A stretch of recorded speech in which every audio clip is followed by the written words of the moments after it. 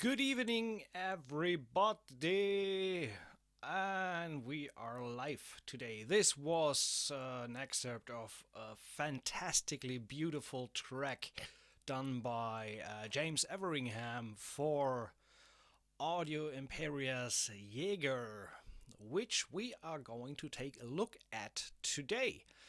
So, for anyone who's interested in getting this beast, I drop a link in the chat down here.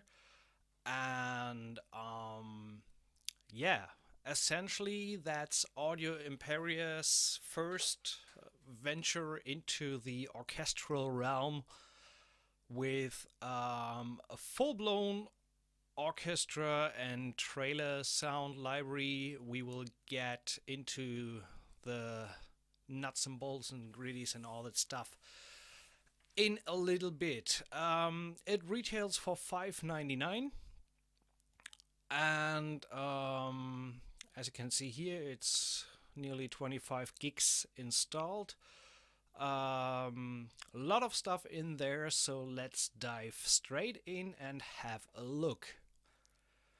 So first things first, I don't go into the single tracks here. I just do a new instrument track here for the overview so that we can have a look at the library first before we dive into some music making, hopefully. Let me know if there are any issues regarding sound, audio, or whatever. If you can't hear good or anything, if there are any issues, please let me know in the chat window. I try to fix that as soon as possible, but for now, I think we're good. And first comment, I love what you're doing. Thank you. You're welcome. I love that you're listening and watching. So enjoy the stream. Here we go. Contact. Files. I think I have it here. Yeah, Jaeger. And they just came out with an update, so they really were fast in fixing everything. Just need to give me a second.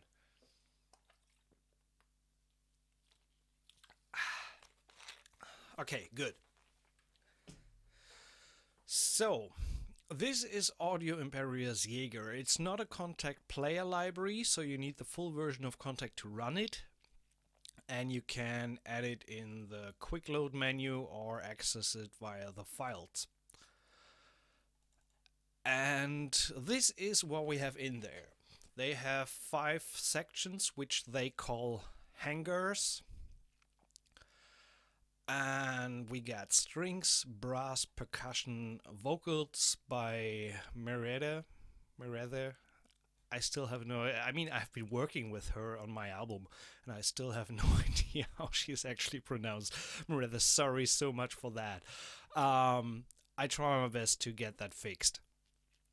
So vocals and sound design. And then in these instrument patches you have please ignore for a moment this violin too. I will come to that in a second. They have violins, violas, cello, double basses. In the brass we have 3 trumpets, 6 French horns, 4 trombones and 2 tubas. Percussion sorry, is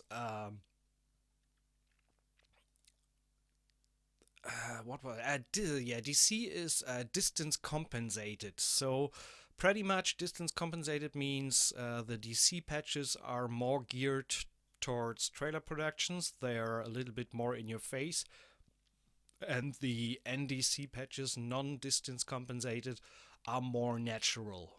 So I think it's easiest to put it like that. Then we have the vocals and the sound design stuff, and we will take a look at all that and start by loading our first string patch. There we go. Hopefully, there we go. Okay, this is what the interface looks like. In my opinion, a beautiful interface that they have done here. In the sections, you have the mixer for individual mic positions. So when you load it up, it starts with a mixed position, and you have spot, decker, wide, and far. And you can actually get rid of these panels if you don't want to see them. In the middle, there is the meanwhile famous big knob from Audio Imperia to mangle the sound. There's a lot of stuff we can look into a little later. We have controllers, dynamics, which is mod wheel, expression, as the name implies, controlled via expression. Controller CC11. Then we have a dynamic range slider where you can kind of compress the dynamic range. Sample start and legato sample start. This is something we're going to talk about a little bit in detail. Again, you can get rid of this as well if you don't want to see it. Then we have some more options like trombone, transpose. The velocity curve, you can actually grab it and move it and turn it any other way you like to have it. So initially it's like this. Can get rid of that as well. And down here, this is in the multi articulation patches. You have the different articulations. When there is more than these 6 on display, you can scroll through them and see what actually is available. With that button up here, you can load and unload, so purge these samples that you don't need. And this pretty much is it regarding the interface. You can move the key switches around, which is a nice thing to have to just make it fit with your workflow. You can lock the articulation so that you don't change the key switches here accidentally. So there was a lot of talking just with the interface and the looks of it, and most importantly, we gotta take a look at the sound. So there we go. First patch, violins legato.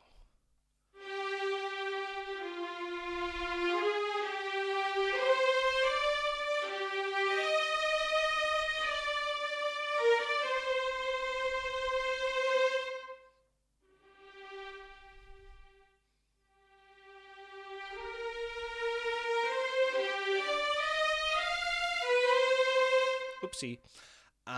And this is the best position to directly go into what these controls offer here.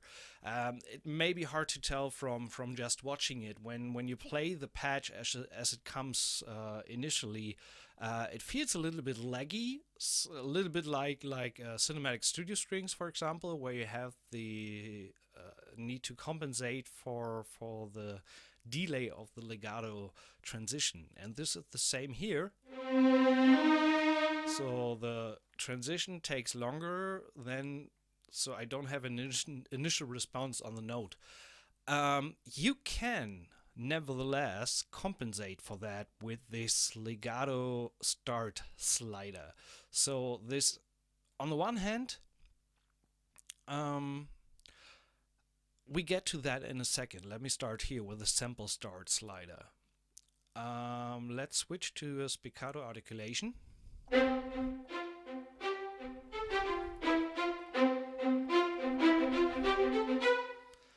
And the sample start slider actually lets you, how to explain this? When they record the samples, a lot of developers cut the samples directly at the peak in front so that you get an initial response. Recently, some developers, like for example Jesper Blank from Performance Samples and now Audio Imperia as well, started to keep the pre-attack phase in the samples, which means before the actual note sounds fully, you get that the sound before the transient, so to say. And overall, this gives a very much more natural sound. And but the downside is for live playability, you can't really play to click, because when here how I'm behind the click, so because there's a delay of 127 milliseconds. So, and when you load the patch initially, it's quite in the middle. Yeah, at 62.5. And actually what the slider does is move the sample start position to the initial transient. So you can take it all the way to the right, and then you have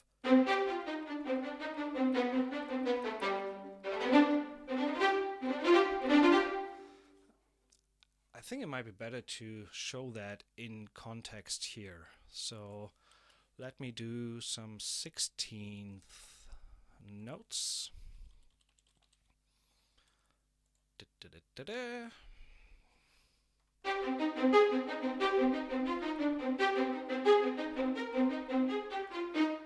So let's take like that. So I'm going to loop this, and with the sample start at 0, when I activate the click, let's do another tempo here.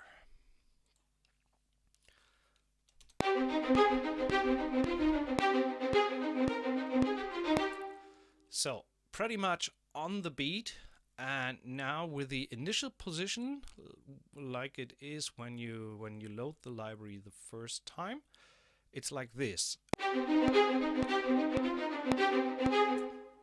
And this is halfway, and then you can introduce the whole part before the initial attack or the transient of the note, and then this happens. And what you actually need to do is hopefully your DAW provides this to adjust the track delay. So for example, with the slider all the way to the left, we need to set it to -125. And now you have it on the click again.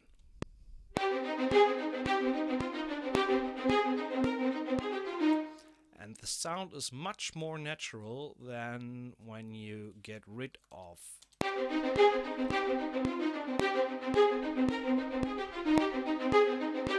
So that's what this slider is for. You can adjust the sample start position, and you just need to bear in mind that you adjust the negative track delay according to the value you have set over here. So for example, when you play in, it's a good idea to put it all the way to the right, or just leave a little bit of a gap if you want to increase the playability, so the response is direct when you play it. And later, when you've done playing in everything, you put it all the way to the left and adjust the track delay to -125 for the track, and then you get just a much more natural sound. This is the thing with the sample start slider. The next thing that I want to talk about is the legato sample start. And let me once again play a legato line here.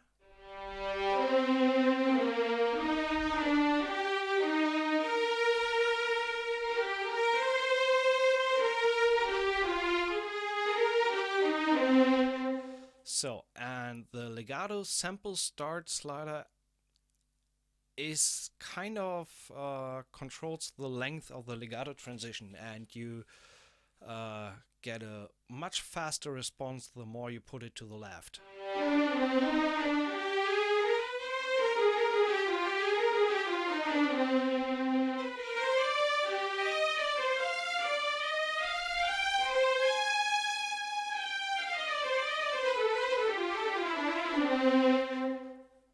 Instead of when you have it all the way to the left.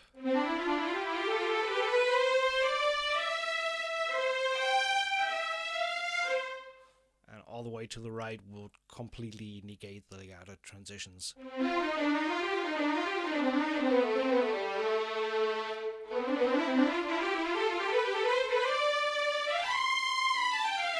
It's more like a synthesizer monophonic patch. But with automating this slider, you can create various different legato transitions, from pretty fast legatos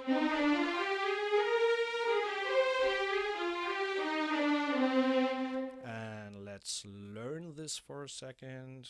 Put it on CC8 now.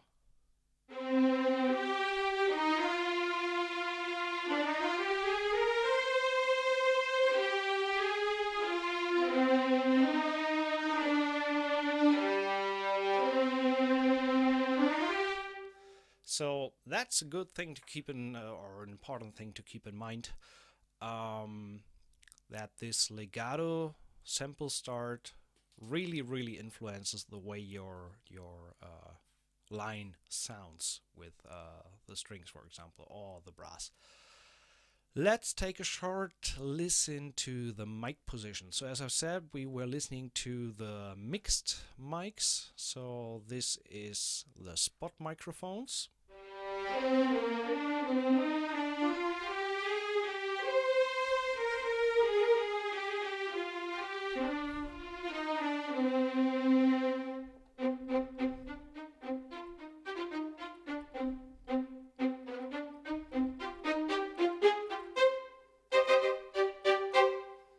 And then we have the Jaeger tree. Let me load the other ones. And we have white.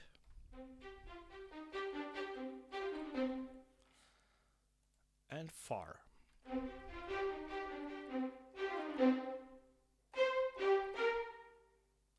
Although it's not kind of an endless tail in the room mics, so they just sound further away, but you don't get like a 2-second tail on which I really like. So overall it's still pretty dry.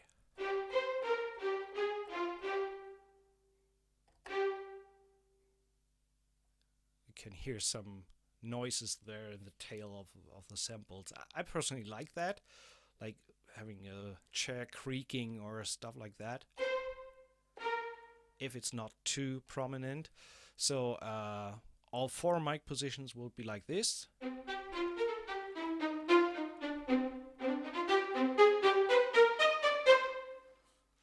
And once more, compare that with the mixed positions.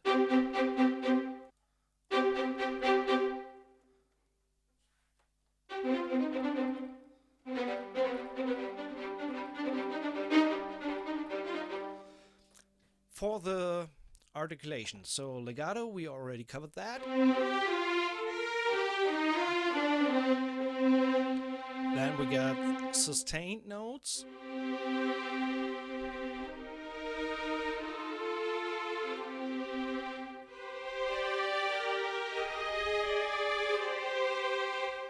Then we have tremolo.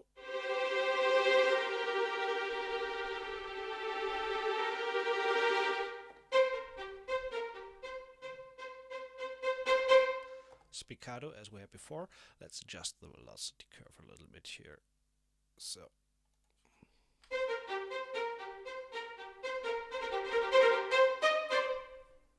then we have staccato.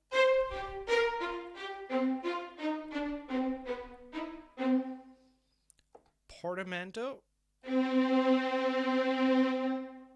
That's the length of the sample, but it releases earlier if you lift off the key earlier.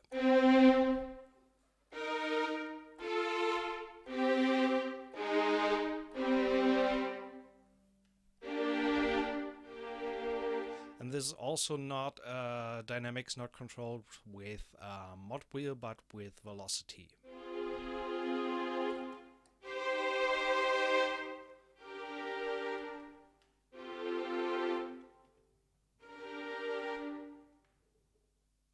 You hear some giggling in the releases there.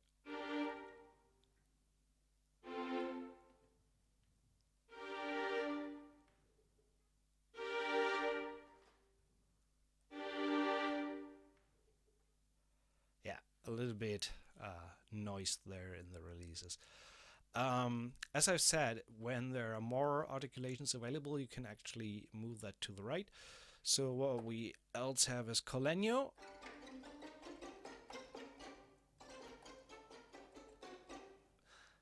Compared to the others, the Colegno articulation is way softer or quieter than the other ones, which is like it is in nature.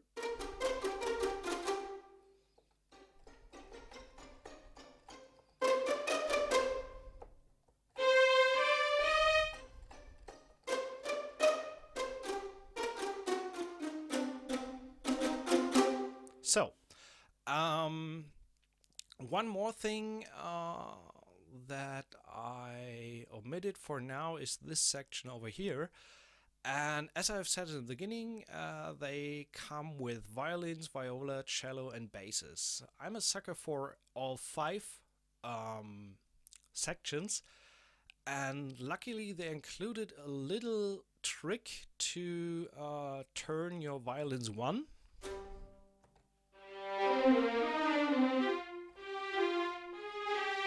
By the way, I'm missing a pizzicato articulation here, but well, you can't have everything, so you need to start somewhere. At least we have Colegno and Bartók pizzicato, which is another sign for that this library is more aimed towards powerful, trailer music pretty much. So with a little bit of oomph, and you don't need any pizzicatos there, but rather Bartók. For example, back to topic violin 2. They included a transpose section here. So what we can actually do is when we take a look at the mapping, we see that they sampled the whole instrument in whole notes, pretty much. So it's a trick that I learned back from Spitfire chamber strings, to activate the transpose here and turn it. You can see that here in the range. Turn it up 2 semitones and tune it down 2 semitones. So that way we're using a different sample set for the same notes, so you don't get any phasing issues.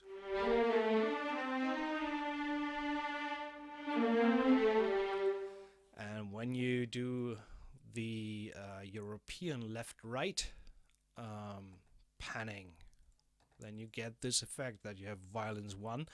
Don't mind, there's a little bit of reverb on that.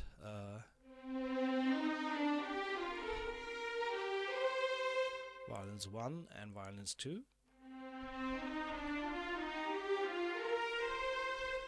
So that means you actually can create an artificial violins 2 section, and that way it's complete. So let's take a look at the violas.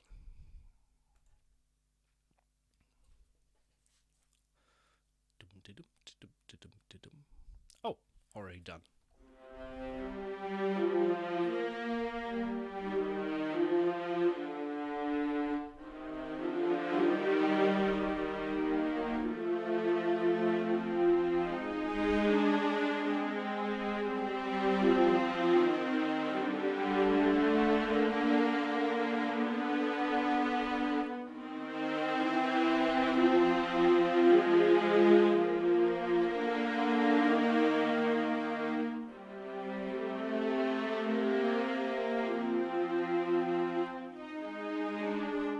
Really nice sound there. Same articulation set, though missing the legatos, so the violas don't have any legato. Let's take a short look at the cellos. If I keep on in that pace, we are still here tomorrow morning at 5 a.m. So I try to hurry that up a little bit.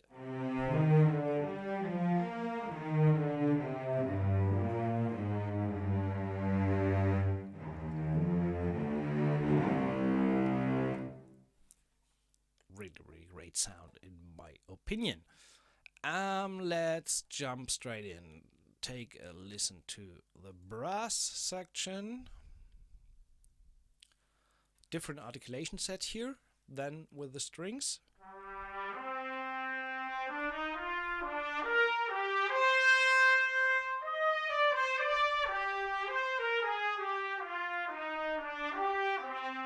And again, you can adjust the legato time here and the sample start to get a better response while playing live.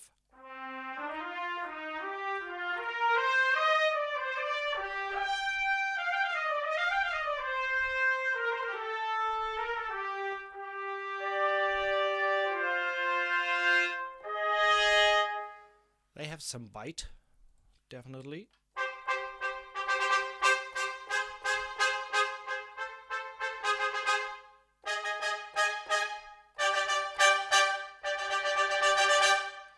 No recognizable round robin cycle.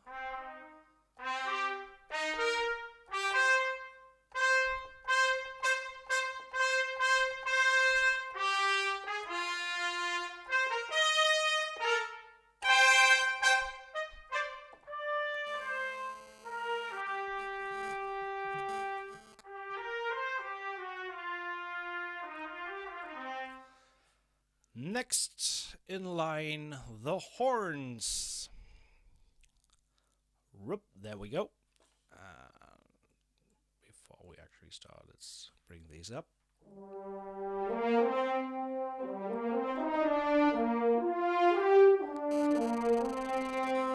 Sorry for the interference, just got a new phone.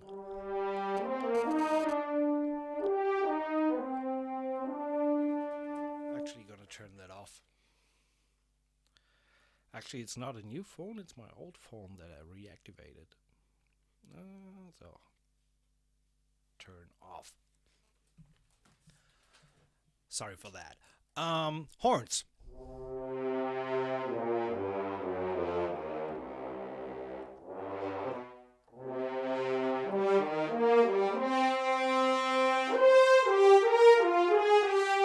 Nice range there. Missing a few notes in the top end, but it's still fine. Don't push the horns player above C. So, well, they did with C sharp. Sustained notes again.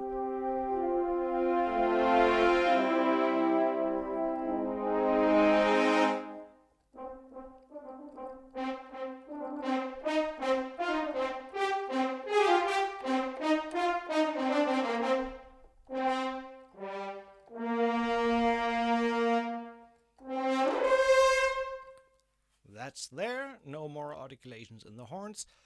We got some big bolt for trombones.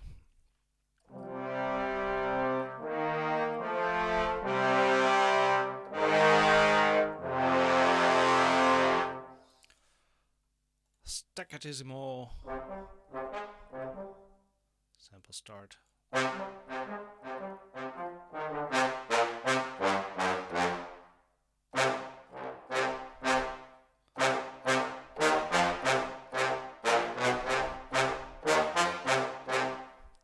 Definitely have some bite. Then we have the tubas.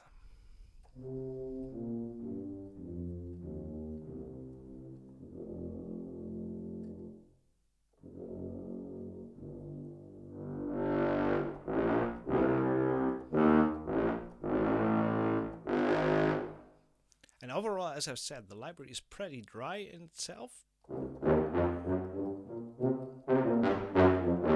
which I like, because it just gives you more control over the sound. Heading on to the percussion. A standard orchestral set of percussions in there. And I think, watch your speakers here, these are pretty loud.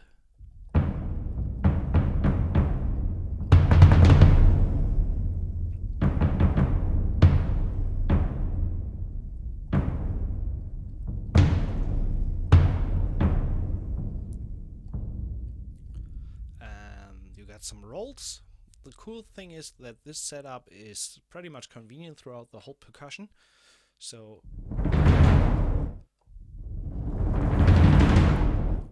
short, medium, and long crescendos.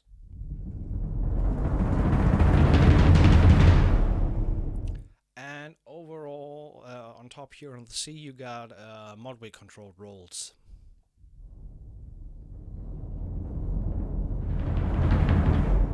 So you can define your own lengths, which is pretty cool.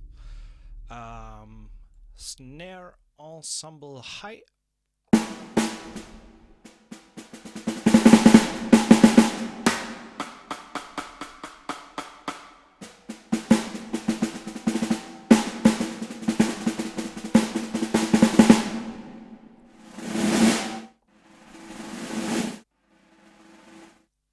As I said, they have a good amount of volume there.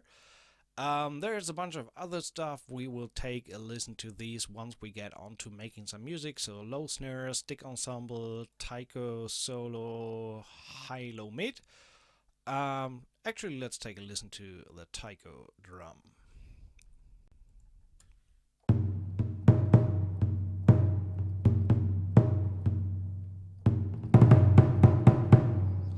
And just to give you an impression of the difference between distance compensated and non-distance compensated, we listened to the DC version, and the NDC version is.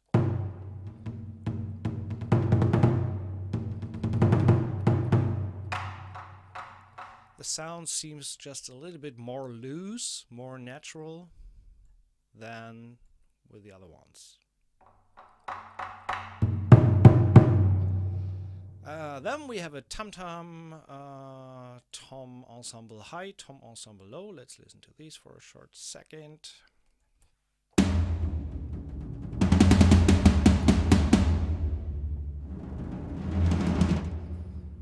Nice sound there. And next in line, vocals. So this is some truly amazing legato.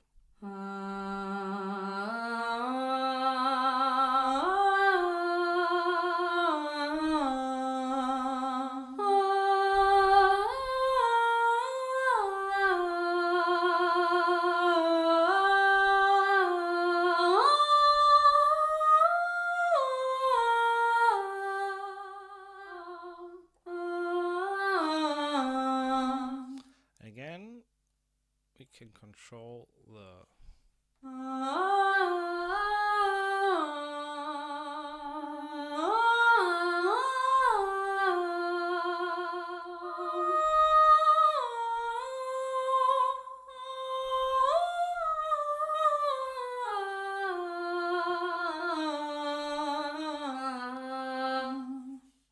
that's pretty nice.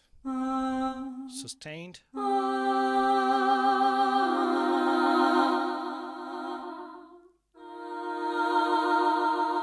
Due to the vibrato that is baked in there, it can sound a little not so natural when you play it as chords, but that's not the initial intention of the patch anyway, so.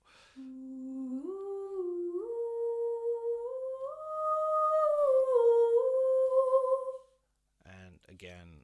And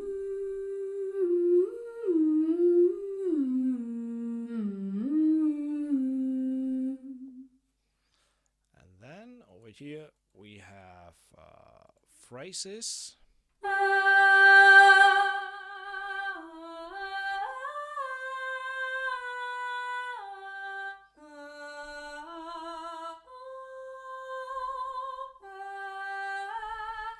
Although I might prefer to use the individual ones here because let's open up phrases 120.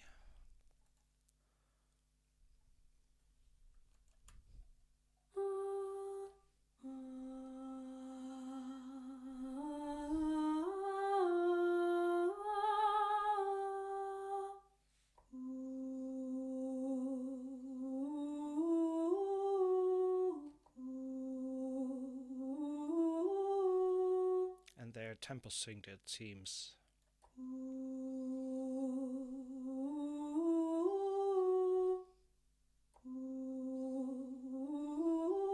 Yeah, they are. So that's pretty cool.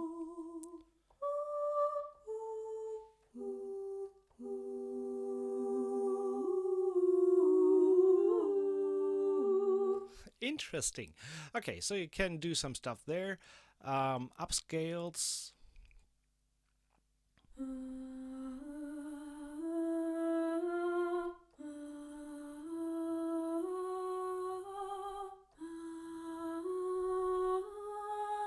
So major and minor.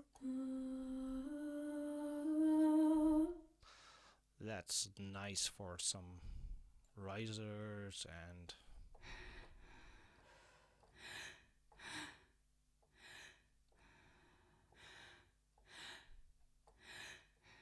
just a little bit of stuff to enhance the reality or the realism of the sounds. So now we are going into the fifth hanger, which is sound design, and therefore actually let me put down the volume a whole bit here to not blow your speakers.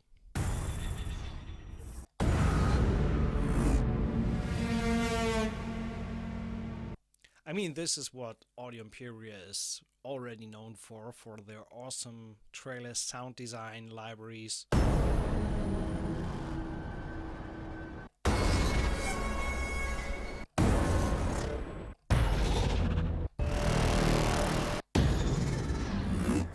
Tons and tons and tons of great stuff in there. Let's just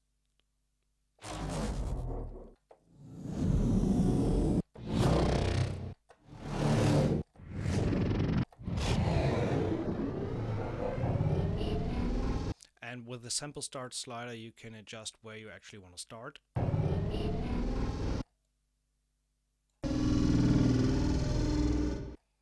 That's cool.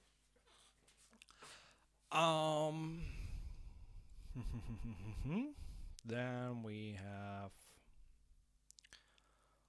Brahms full mixes. No library is perfect without any Brahms.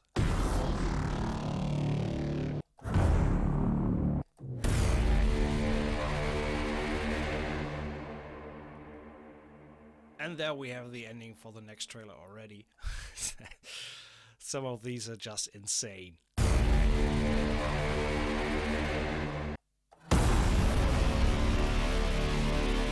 And actually you can tune them.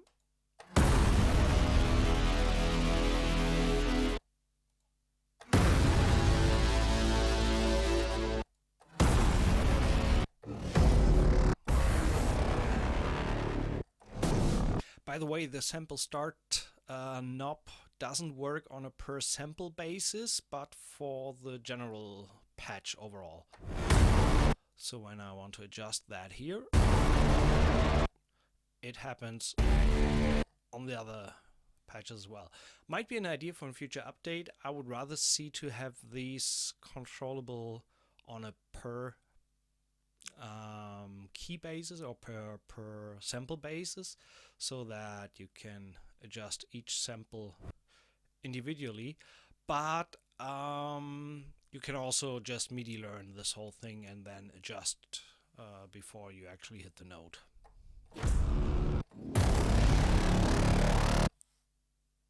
But meanwhile, I tend to use these kind of sounds rather as wave within the project. It just gives me more freedom to adjust things and to mangle them further, although there is a pretty extensive effects section. We haven't even talked about any effects on the library yet.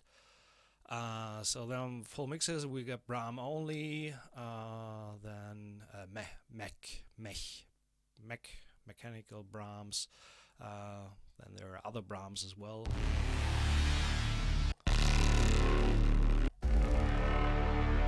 Guess that these are more derived from the orchestral sessions.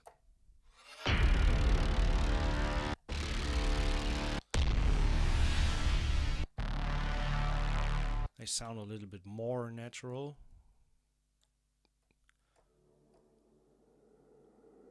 Drones. Gotta love me some nice drones.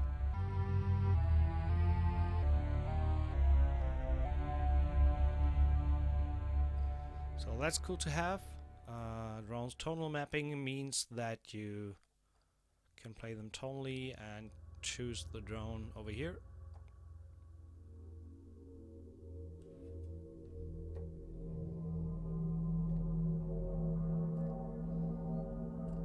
So that's cool.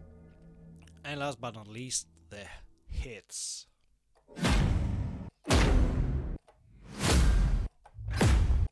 Some serious good stuff in there. And last but not least, let's talk a little bit about the effect possibilities, which is typical for audio Imperia. So as I mentioned in the beginning, the big knob, you can actually what did I do? Yeah, this is the section where you control what the big knob actually controls. So you can, that's nice. You can dial it up. It's pre-set up to what wheel?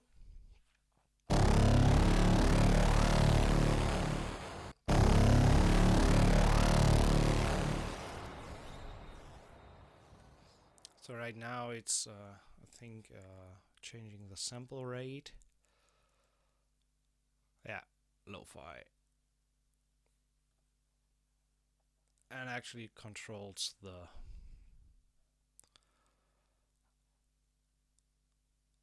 what is it? The sample rate.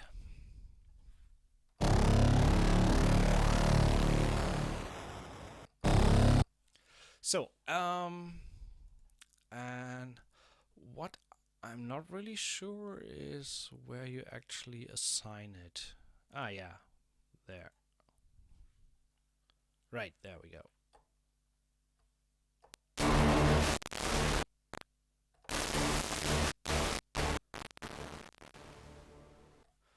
Nice. And actually you can also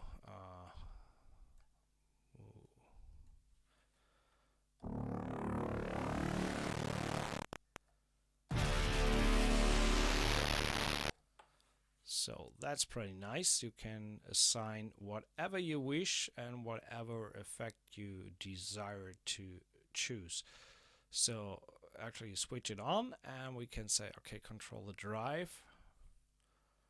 And the more I reduce the sample rate, the more drive we get.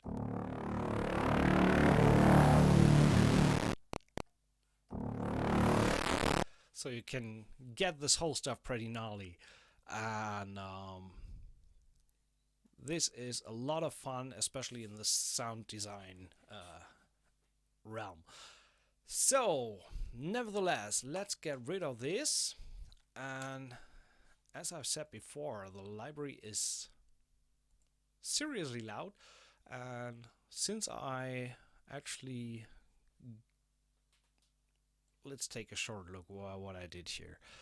So I loaded all the instruments at least twice. So for example, when I want to utilize the spiccato and the longs from the violin, I need at least two patches. That's why I loaded two patches here. One the legato and one the key switch patch. And I didn't do that. I did that for all the instruments where I have legato, and the violas I loaded twice. Anyway, that's all single contact instances. Here we can have another listen to the other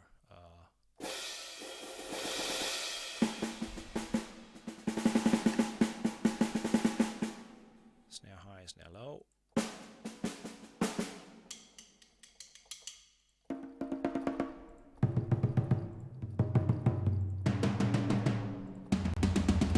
So that's the orchestral section there. Have some other stuff, third-party stuff, a little bit piano, serum. I think I just played around a little bit with some sub bass here.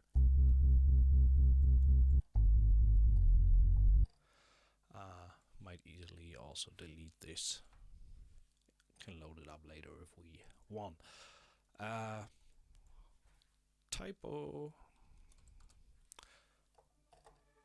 Loaded some additional drones, and I think I just realized that there are actually drones in Jaeger. So let's rather use these since we're talking about Jaeger. And from the setup, all these tracks are routed to. Sorry, here we go. Are routed, so green is strings. They're routed to the string bus. Then yellow is brass, routed to the brass bus. Percussion and a little bit of the sound design stuff and keyboards and all that stuff, the good things. And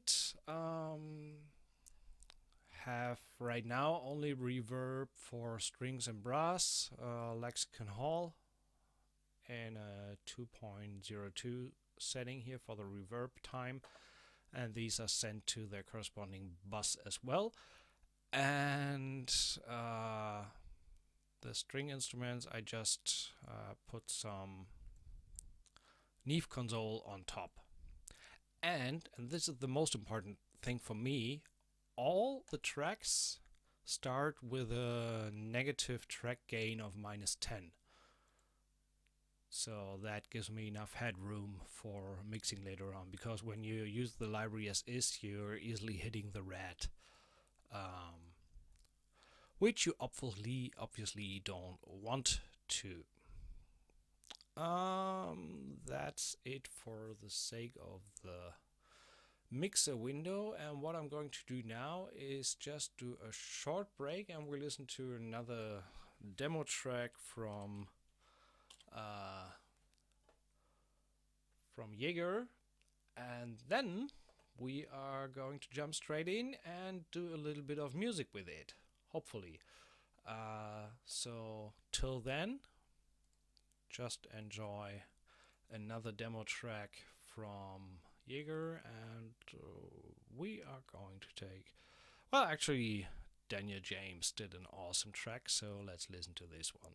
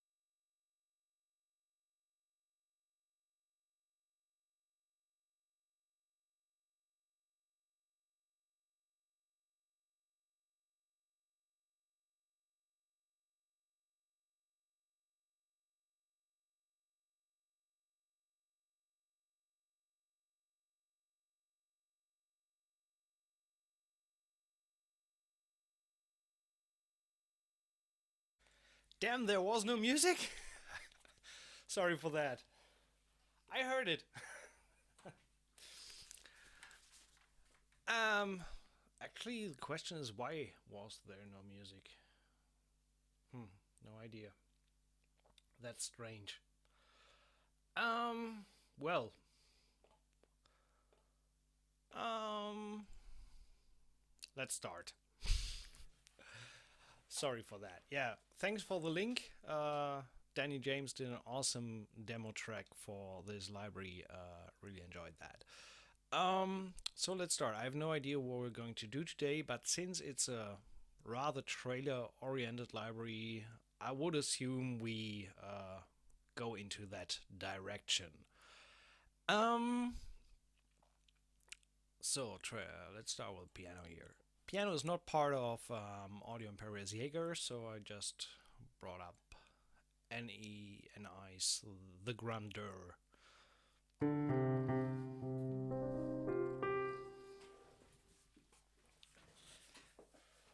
I was playing around with an idea a little bit earlier. Where?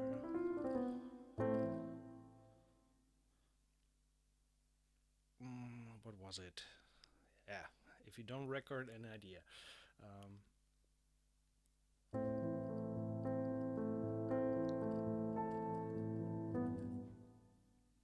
Nope.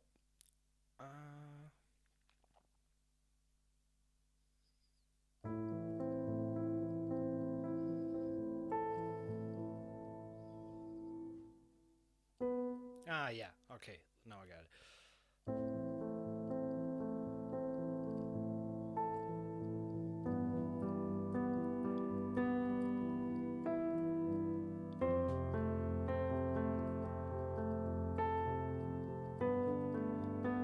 Yeah, that was it. I like the idea of just having the first note in octaves.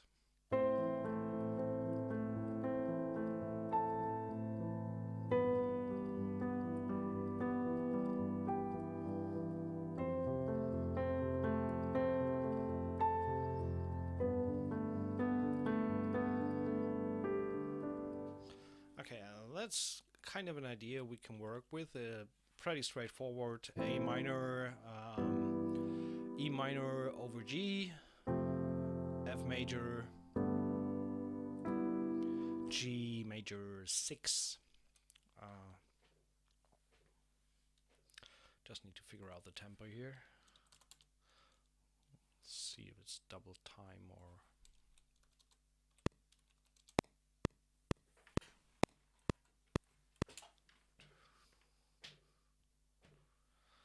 I think it's more...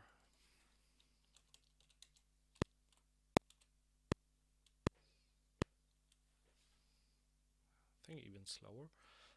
Might be 144, but in half time. That's too fast. 38.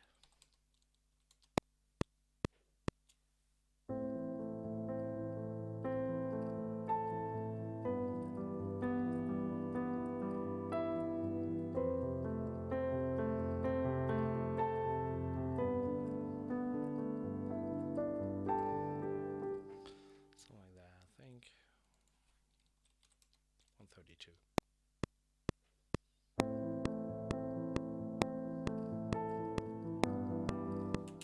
Damn! 120.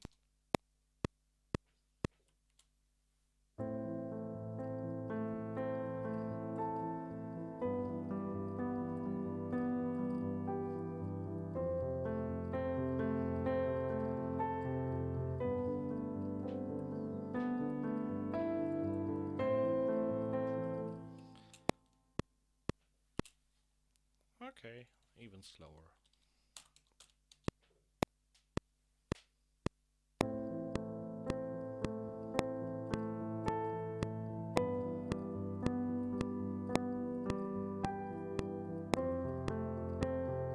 That sounds good. Okay, let's start. And I kind of want to have this initial chord progression repeating and just growing over time. So let's start really, really soft. 1, 2, 3, 4.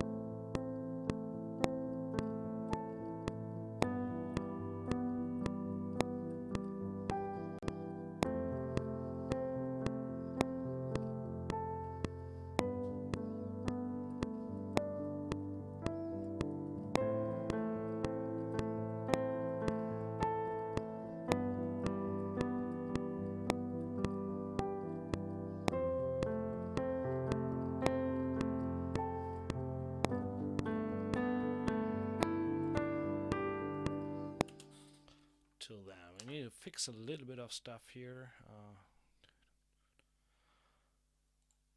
Quantize that a little bit. Hard quantize the first one. Bring that up there. Check the pedal data that we actually start on the one. Okay, let's check this out. Get rid of this lane. Sorry. There we go.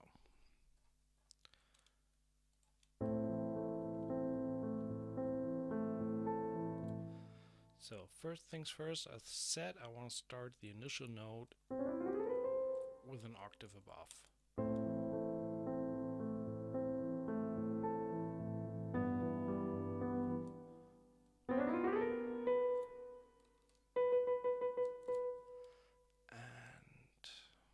quantize that a little bit more.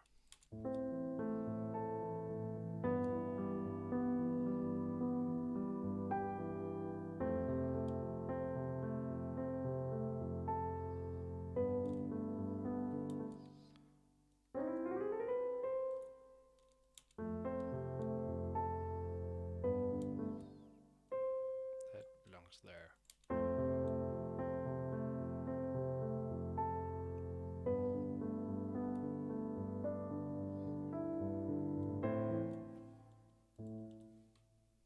Okay, now we're getting there.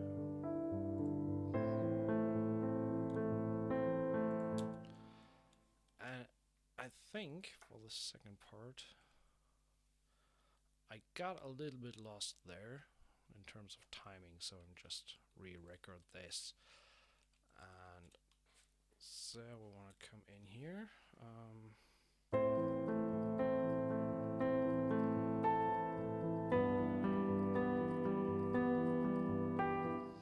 Just want to raise the intensity a little bit in the second run.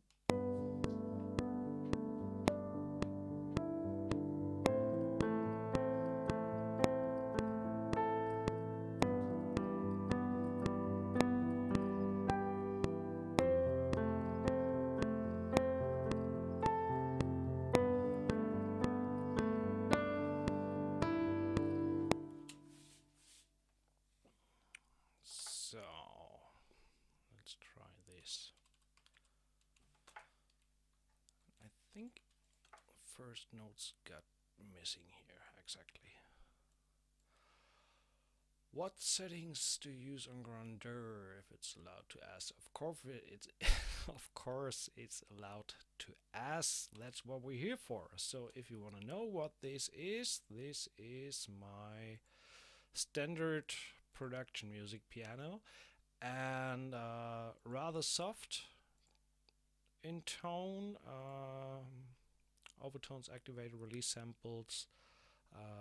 This is pretty much standard. I'm just using the concert hall 3 setting with a little bit less distance and a little bit more amount open, and with the tone you can see a little bit more towards the sustains instead of the transients, resonant tonal depth, and a little bit more in the low keys, and a little bit compression. Nice and easy compressor setting here, and amount 37%. So that should do it in showing off the piano. Back to topic, we want to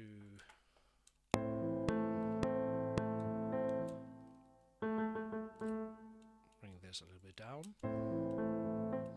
Check the sustain pedal. I was starting on the 1 there, in case I want to cut it.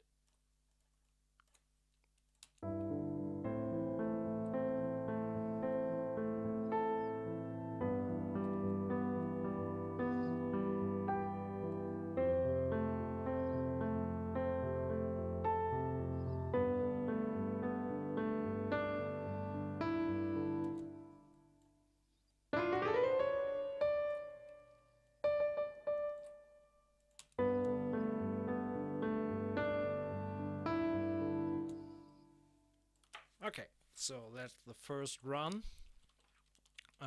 As I said, I played around a little bit with this idea a little earlier. It's really very basic, so but we see where we can take it.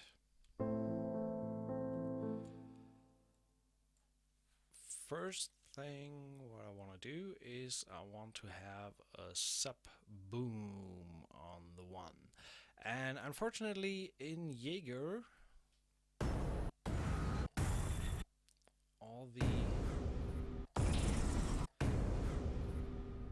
all the effects, there are no sub booms in there, but what we can do actually is duplicate this track. We take the mech hits here and introduce an EQ on this.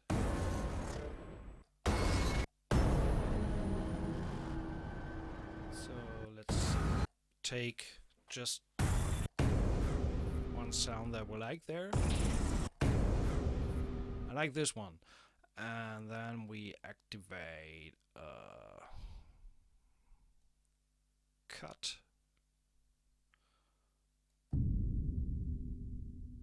Boom! Instant sub boom from the material provided. And I think we can even do 48 cut and turn a little bit more down. That's nice. And then we add just a little bit of reverb to this. Instantly. Don't want to modulate that.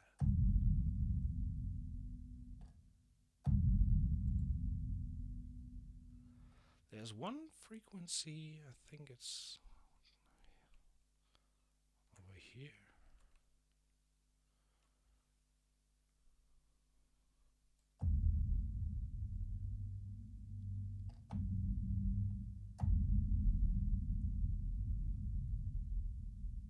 That's fine.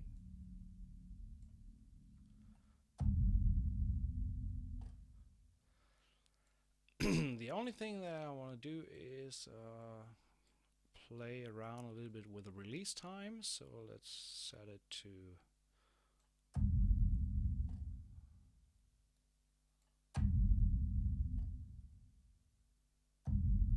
that's the wrong pitch. There we go. So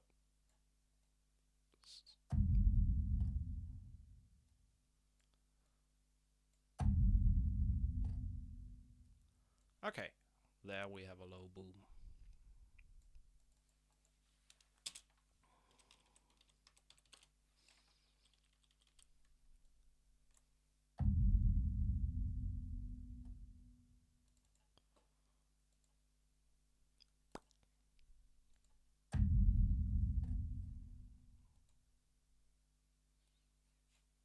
See how that sounds.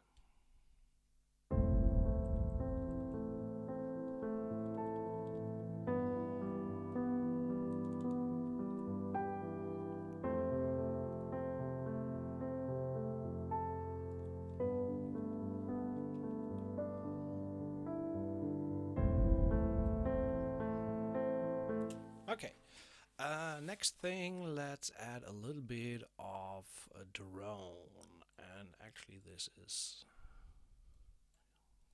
are the Jaeger drones. And with this, I'm gonna fiddle around.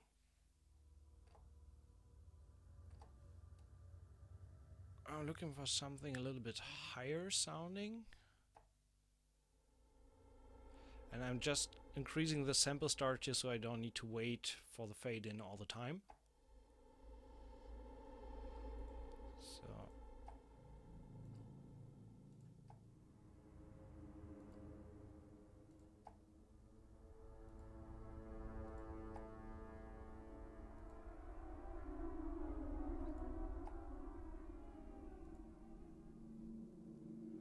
and we can find something from the name that sounds subtle.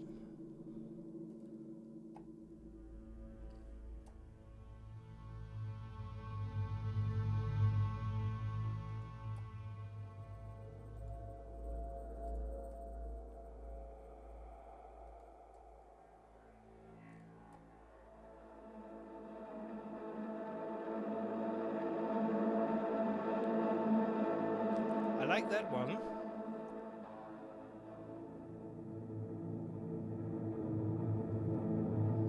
Okay, let's turn the sample star back there. We're going to EQ that a little bit as well. So I want to get rid of a lot of low end here.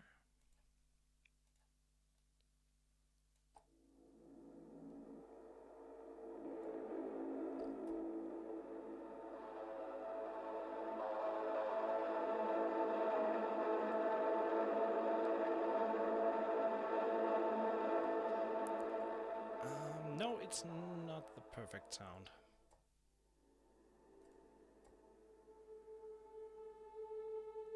This one's great. And we can actually tweak the effects a little bit and activate delay and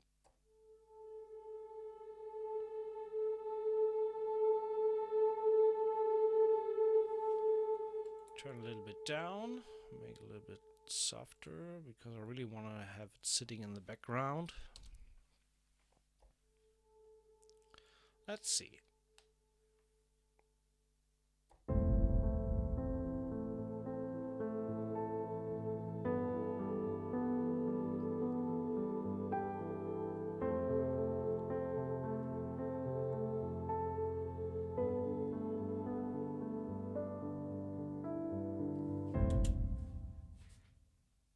And this was unintended that it actually ended shortly before we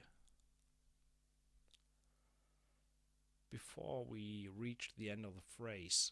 But actually that's cool. I'm going to add a little bit of Valhalla shimmer for this guy.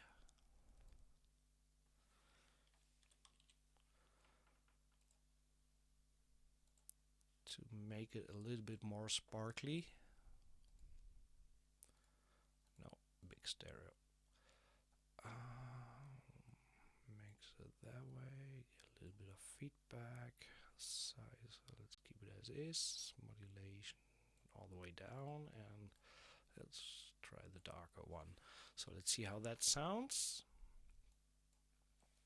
And actually put it right there in the beginning. The cool thing is with the Valhalla shimmer, it also rings a little bit longer into the phrase.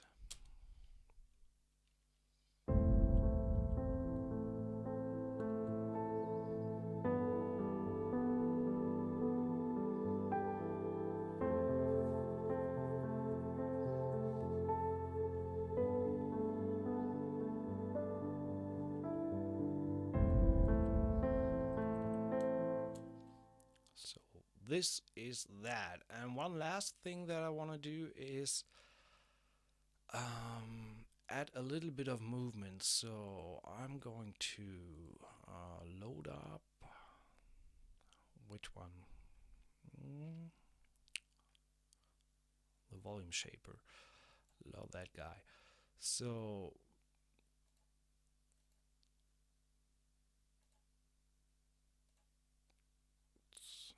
actually, yeah, I want to have that kind of rhythm, but let's do.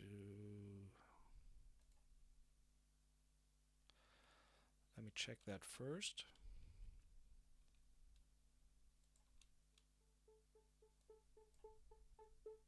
No, I think quarter note is fine. But what I actually want to do is automate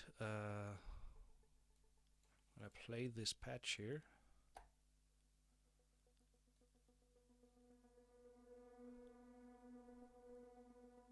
I want to automate the mix knob. So because I want to have it full blown in the beginning and just towards the end just increase a little bit that gating effect. So what we're going to do is grab the volume shaper, where is the actual mix?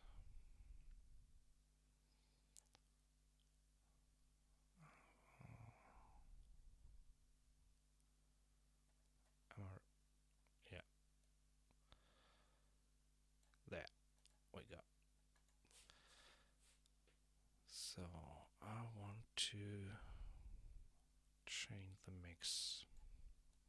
It starts on 0 and only for the last, let's say, so like this. Okay, let's listen to how that sounds.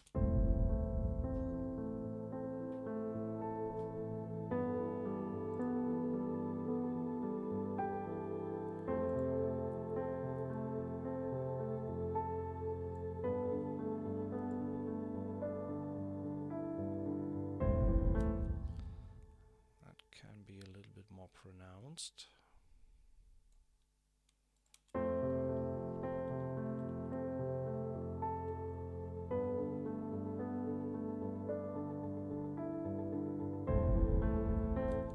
That's cool.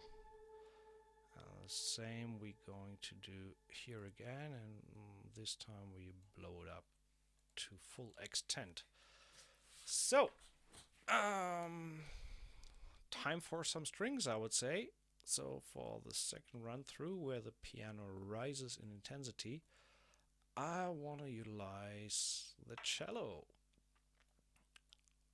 And what I'm going to do now is, as I've explained in the beginning, turn down these sliders to get a little bit better playability.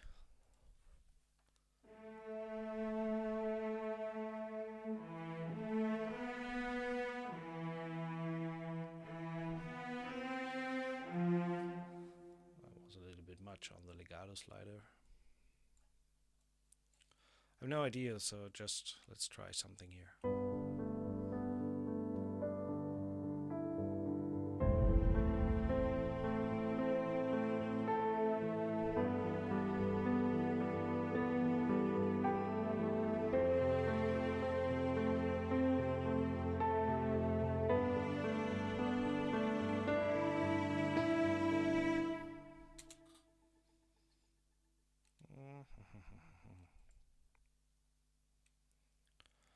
First thing, I want to do some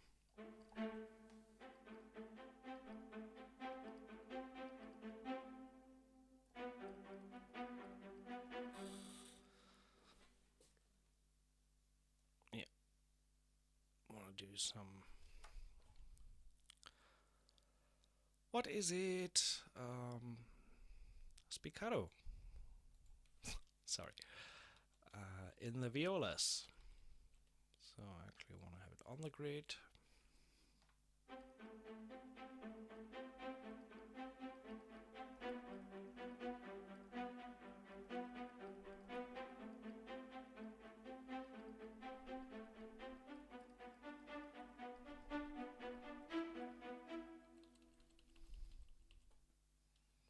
I think we need to double that.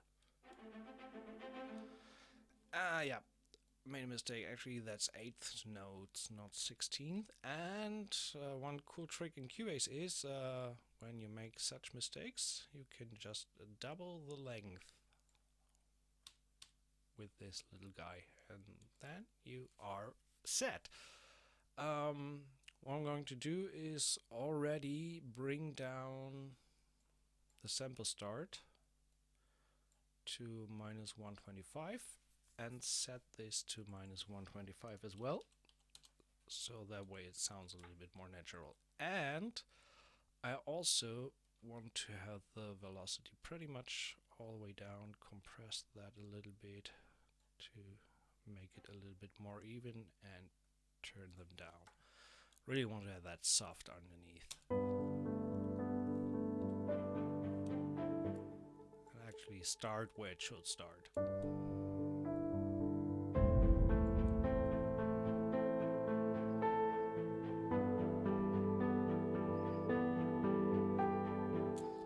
Okay, a little bit more.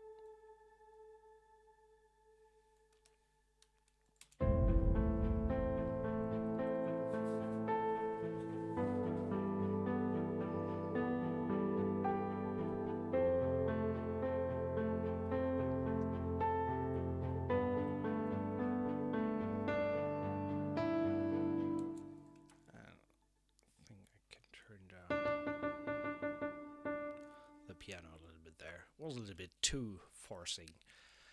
Um, and directly from afterwards. Um, so I haven't loaded up the vocals yet, so that's something that's definitely missing. So I'm going to duplicate this guy here and put it down. Let's where there. Vocals are always red in my sessions, and I'm going to put this into a folder. So it might easily be that we're going to utilize a choir later on. So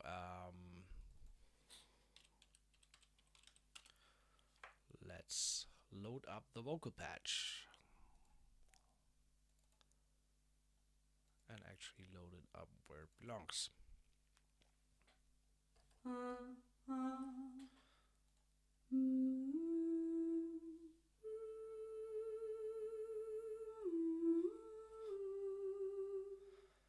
And get some effects going here.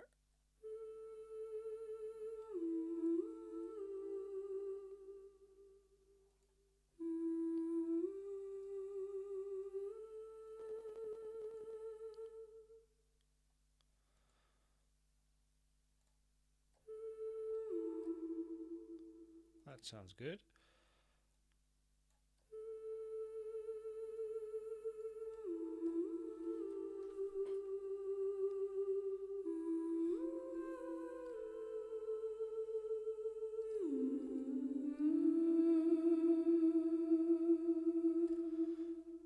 And actually the melody is pretty nice. It might work over there. So let's try this.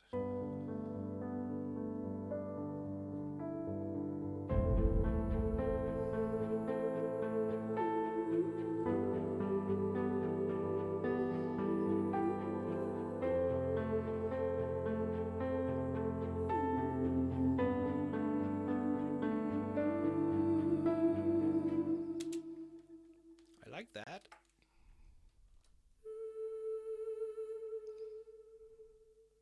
Need to fiddle around a little bit with the sample start times there.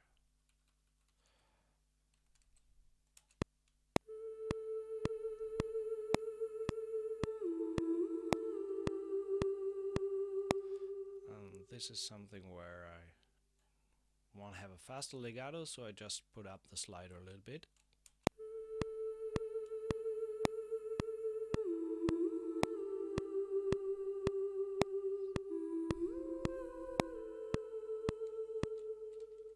Need to start this guy a little bit earlier.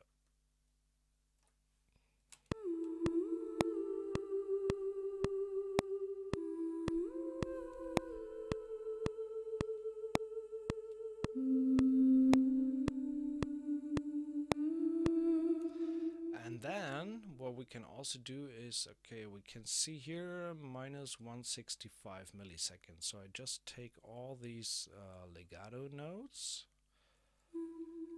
and move them. Actually, I had that preset from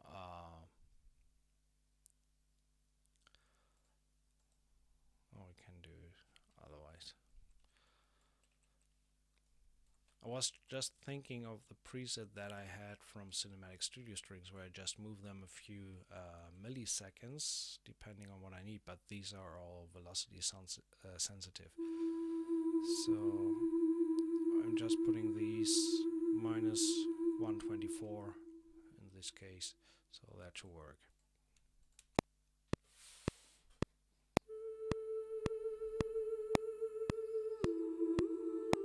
Perfect.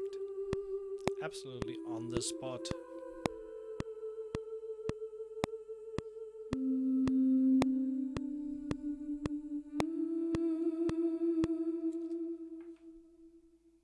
That should be fine. And then let's double this with a cello.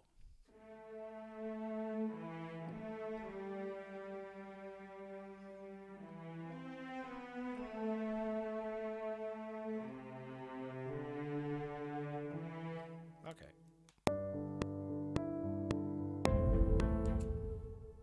Actually, let's play this.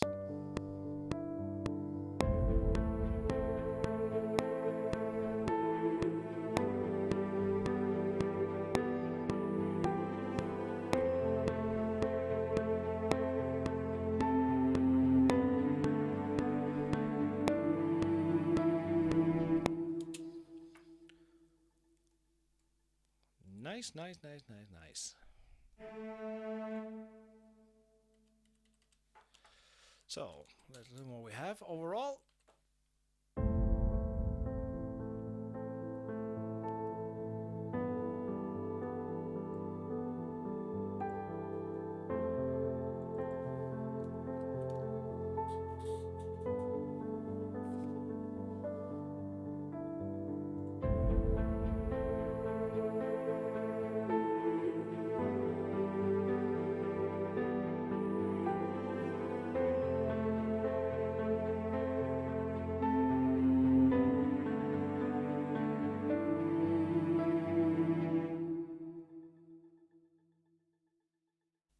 So, I want to fill out the chord a little bit more, so we start with the violins with some sustain patch.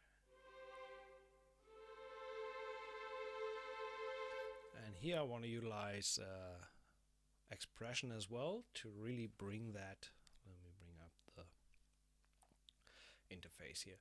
So it's still too loud when Molby is all the way down, so I take expression to the side as well and can really tame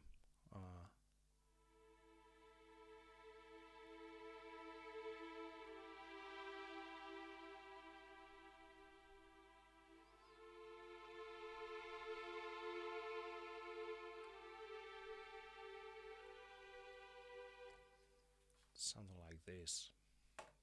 Okay.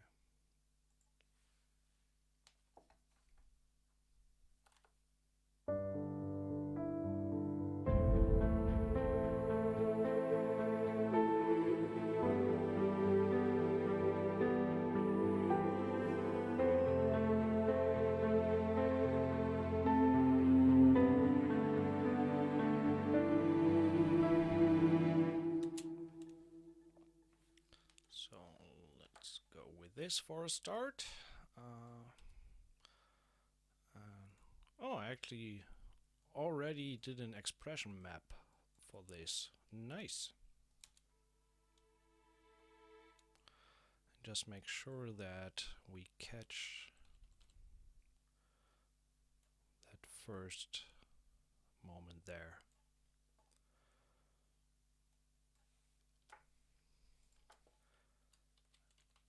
And we can hard quantize this. So in solo,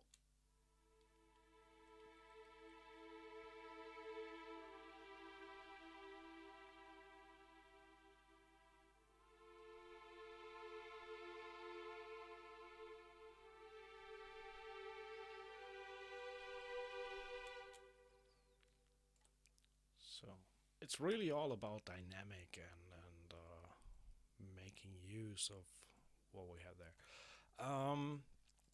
Thinking of either doing some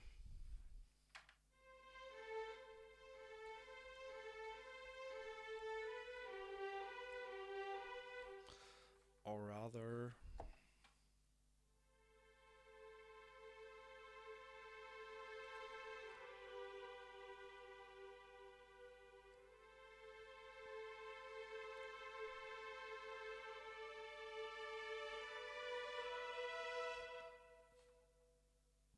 I think that's better.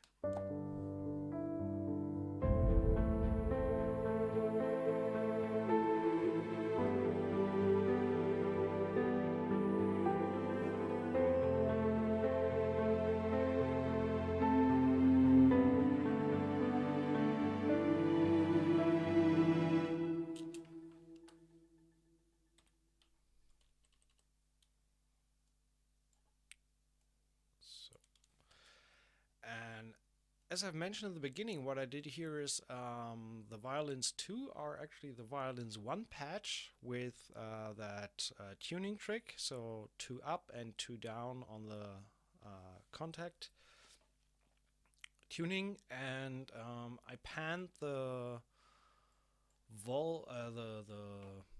violins 1 to the left and violins 2 more to the right. So in that way they really blend together nicely. need to fix the start here. When you don't catch the CC1 or CC11 directly on the one, the note start is the last value it actually has been over here. So then you get that volume bump in the beginning. So just make sure when you cut your regions that this guy actually sits on the one, and then you start soft.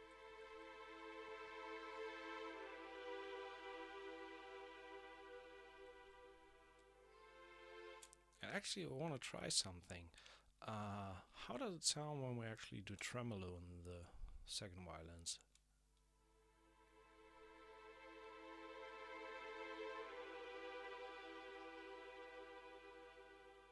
And then change to sus. I like that.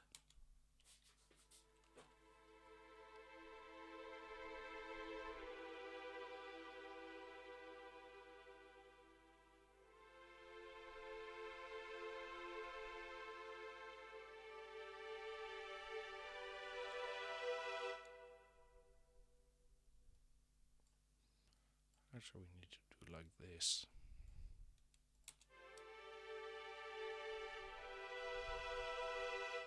Yeah. So, strings on their own sound like this right now.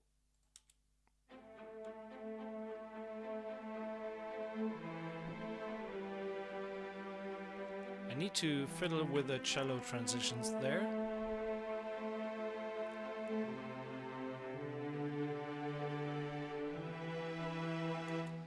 What we can do in the viola is to actually give them a little bit of a rise throughout, so they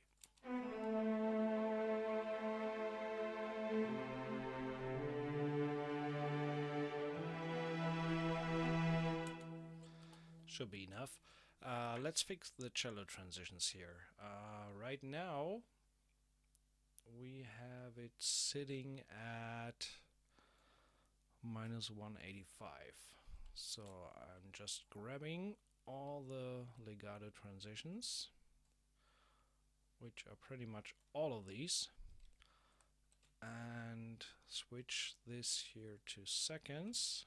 And now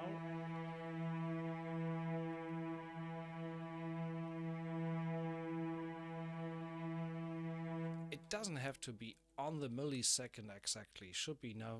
Right now it was at -184.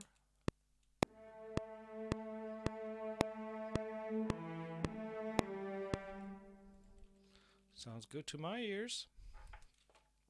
Okay, everything together.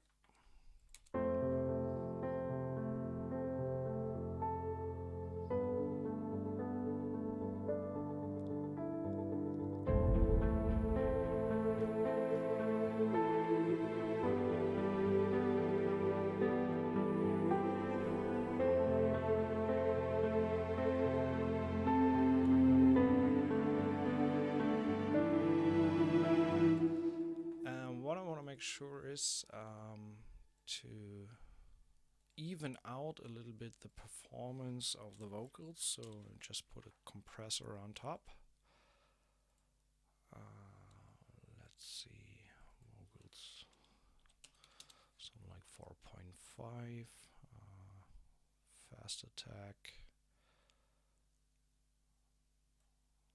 somewhere here, and a little bit of a slower release. 350 or something, and I'm just looking how much volume is coming in. Okay, so -28. I really just want to be subtle here, and then I can increase the overall gain a little bit.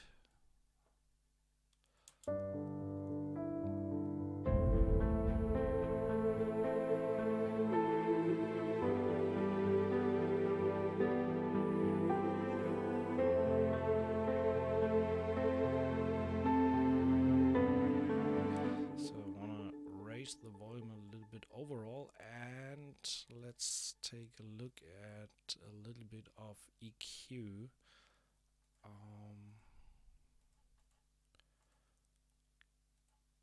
To make it stand out a little more.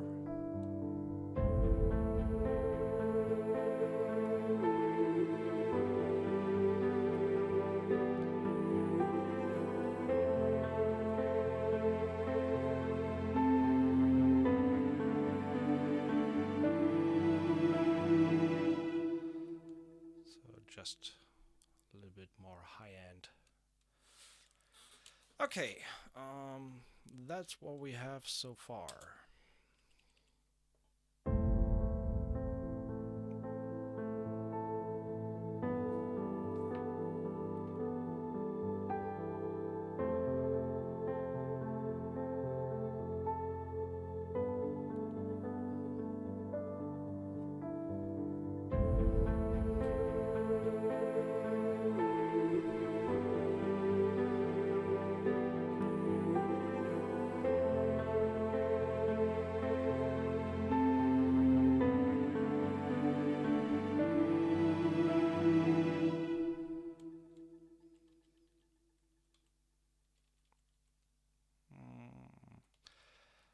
I'm thinking about doubling that section here, but we keep it short for today.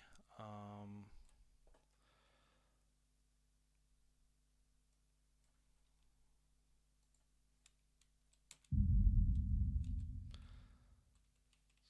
what we can actually do here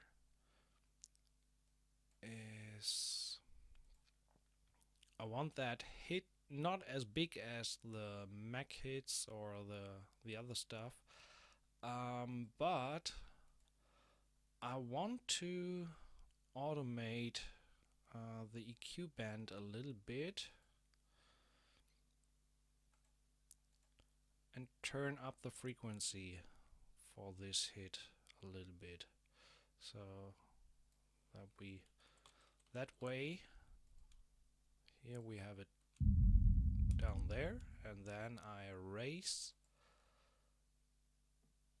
this band a little bit.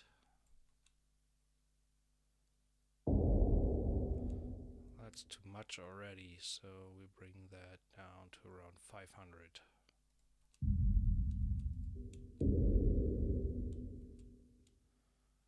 Ah, 500 sounds more boxy than anything else. That should be fine. So,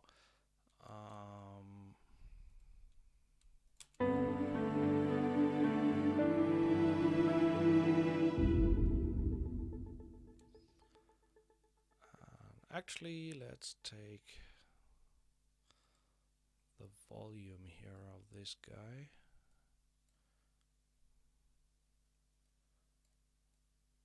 Don't want that ring out.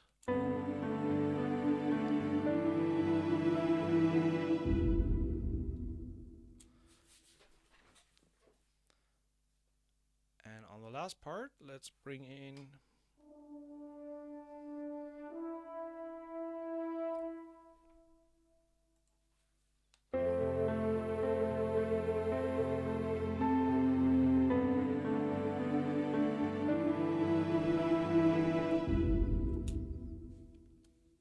just a little bit of horns there.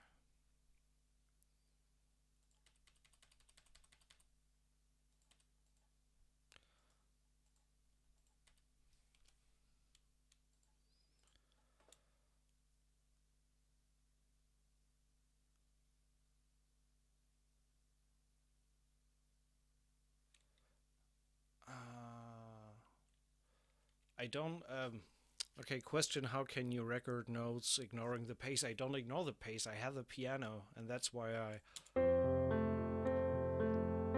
that's what giving me the time. So when I wouldn't have the piano in there, I would turn on the click, but since I have the piano, I have the rhythm, so I don't need the click there.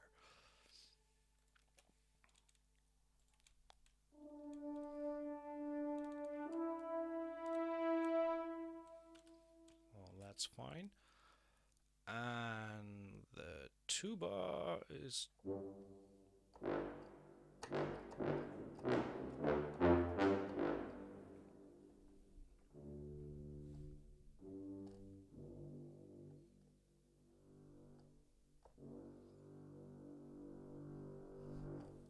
yeah, a little bit of low end there.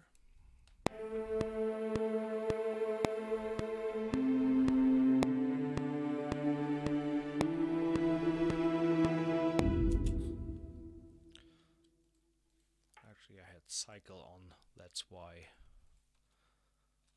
it was a little bit messed up. Did it catch it?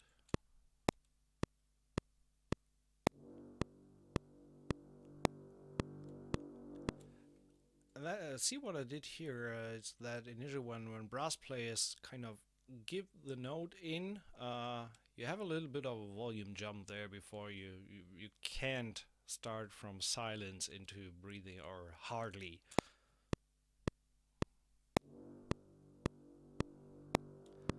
Little bit like a small sforzando there.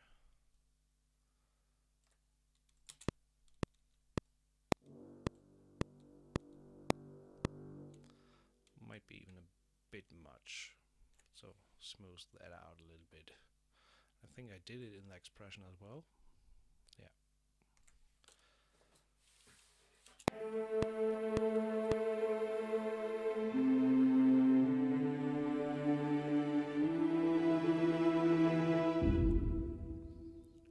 Okay, that might be a little bit too soft, so turn the expression a little bit up.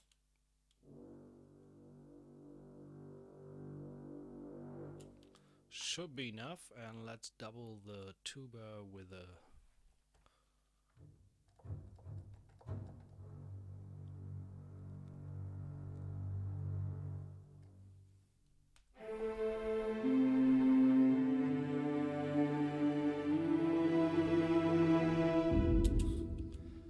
and actually let's do this with tremolos in the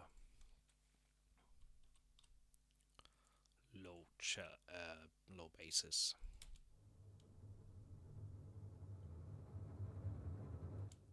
Make sure that expression is all the way up here.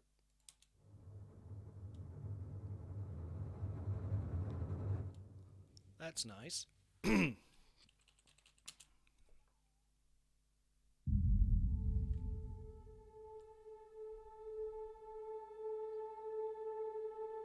Oh, forgot to bring in the piano.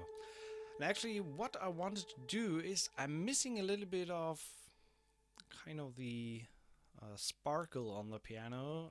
Let's add some delay on top. I'm just thinking which one we're going to take.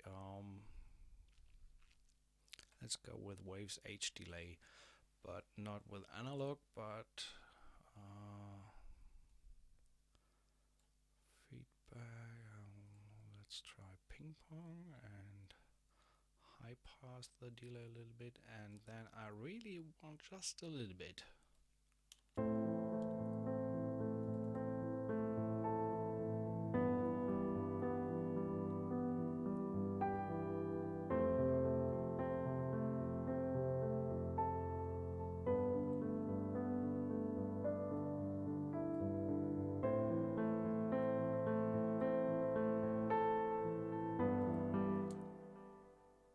Yeah, that's what I'm aiming for. Just a little bit of delay there on the piano to give a little bit more shine.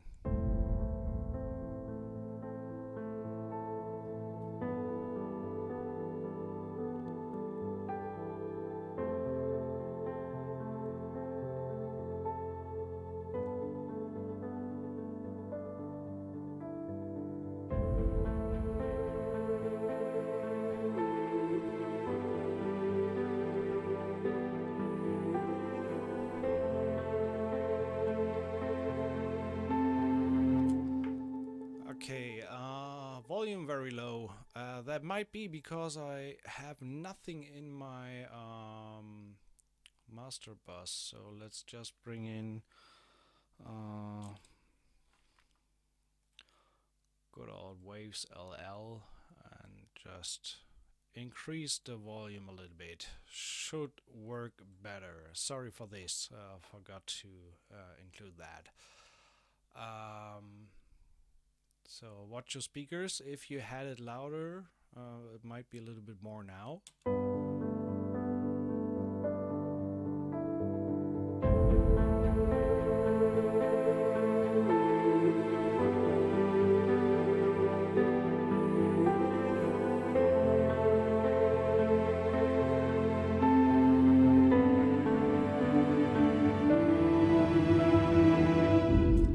This sounds like a great place to bring in a little bit of a roll.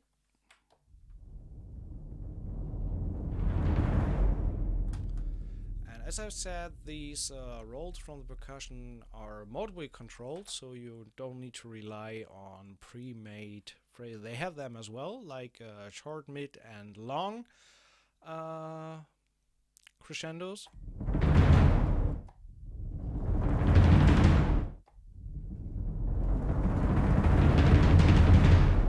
But since I have no intention of fumbling through when it actually hits the spot, I just take the roll and use the mod wheel.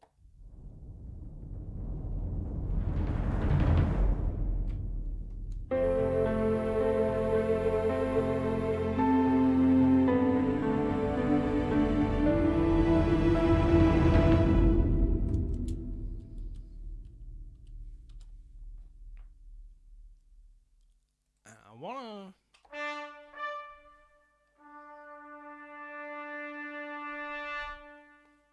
just bring in the trumpets there.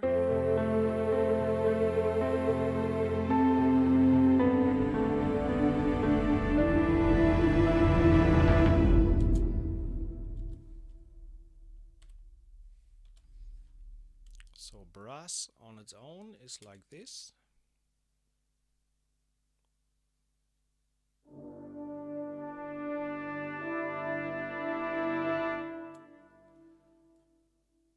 Okay.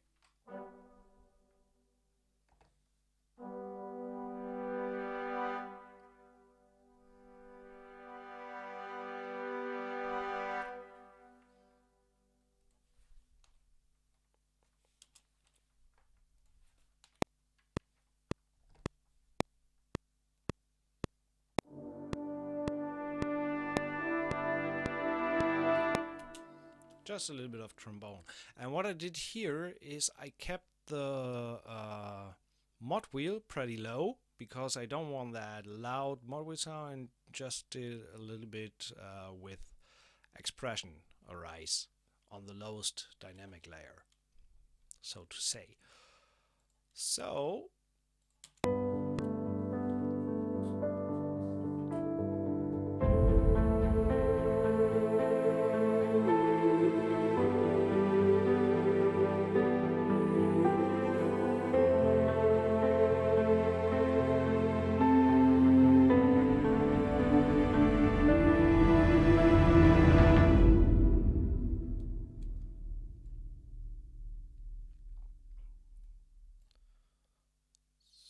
the after punch of the Gran Casa is pretty badass, so to say.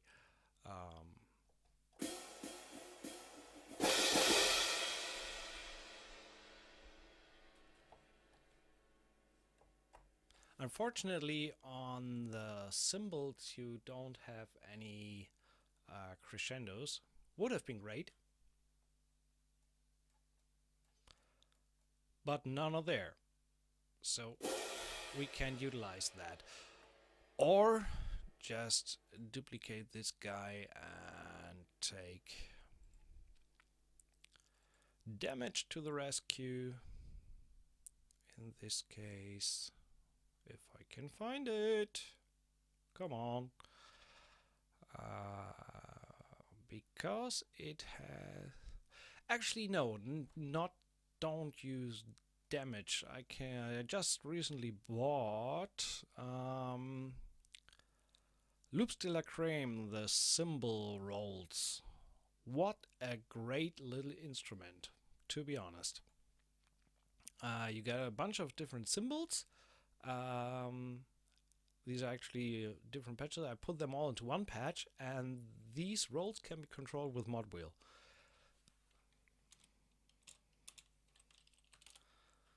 So mod wheel all the way down.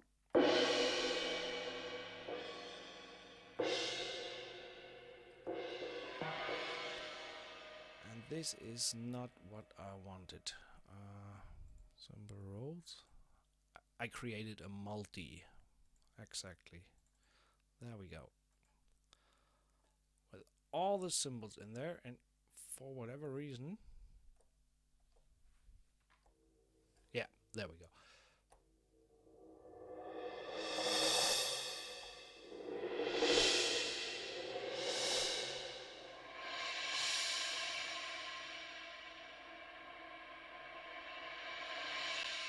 Awesome, great little instrument, and you can also combine different symbols to create huge, massive cymbal rolls.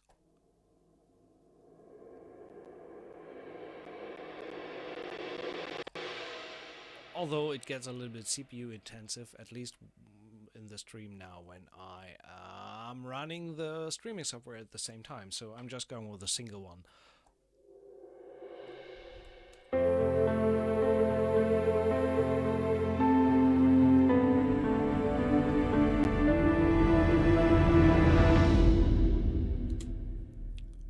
Should be good. What I am actually going to do is activate my ASIO guard to take care a little bit of eventual peaks. So I'm going to put this on repetition and listen to it 2 times and then actually think about where we go from there. And this time you should have audio.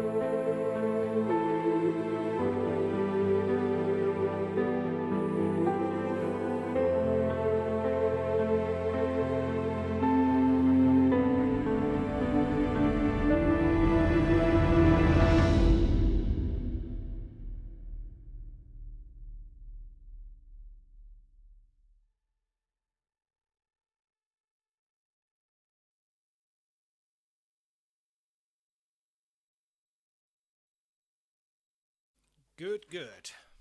Okay, so we take it from here. Ending on the same chord there.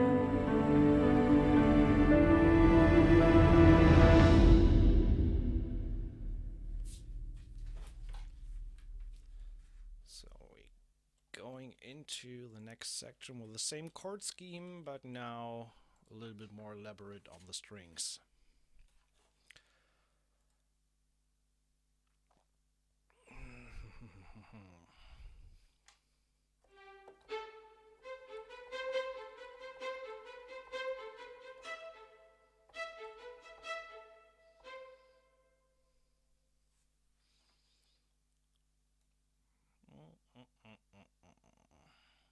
So I need 8 bars,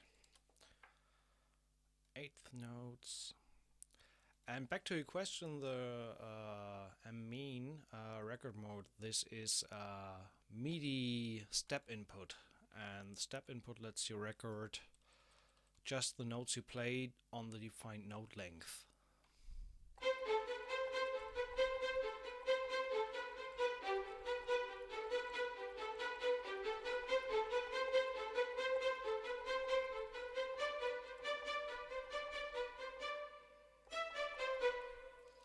Something like this.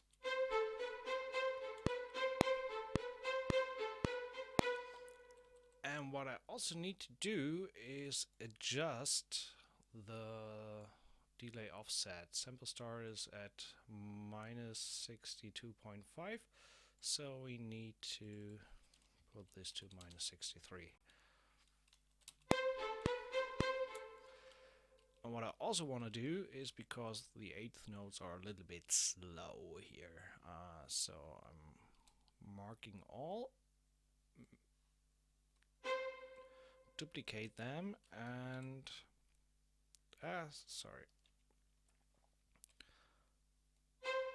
duplicate them and turn the second ones down quite a bit.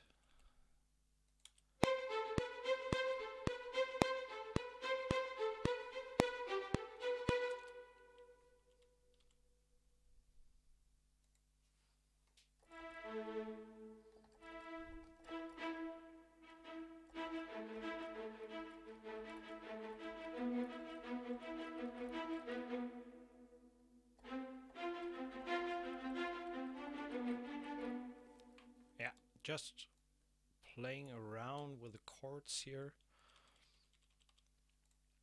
I'm going to do the same as before. Saving. That's actually a good idea.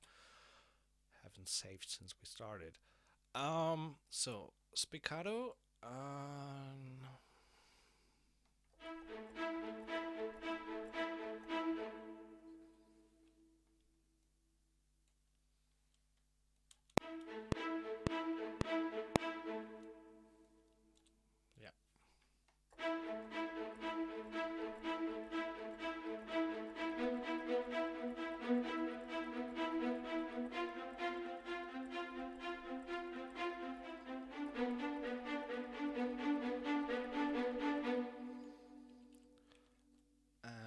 The same here. I haven't figured that out. It's again -63, and again we are going to cut these in half, copy them over, and turn down the volume quite a bit on these guys.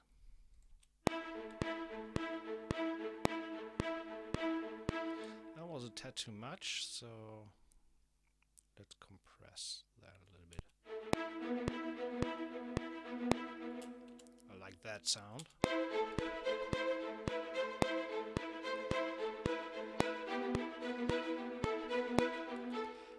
I feel that we can also increase the tempo just a little bit. So we're going to the tempo map. We start on 110.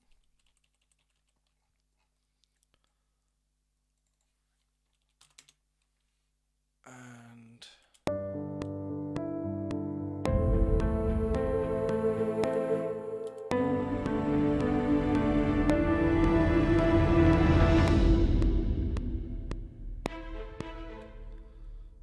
now let's bring that up to, say, 116 maybe. Just a little bit faster than the ending before.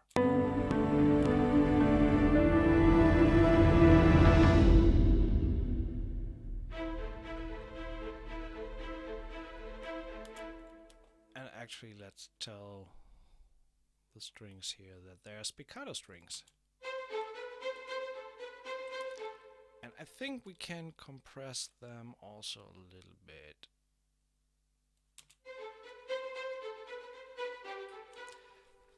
One thing to keep in mind, these samples react extremely well to dynamic changes, so just subtle changes in the dynamics really change the overall feel, which is pretty good because you got just a wide range of possible expression. I keep these guys down here and just raise the volume a little bit.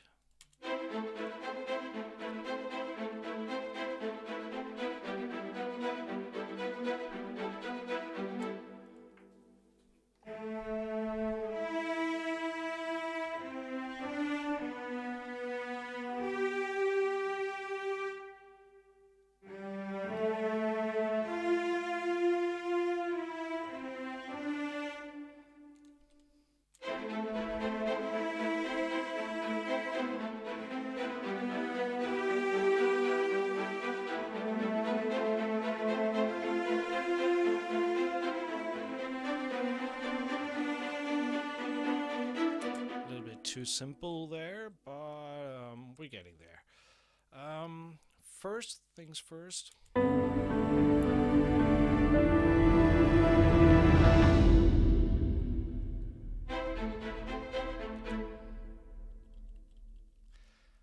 have a feeling. Yeah.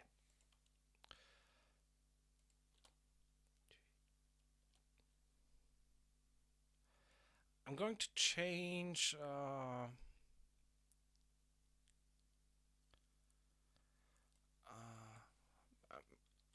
going with triplets here. I think that's the better way to go.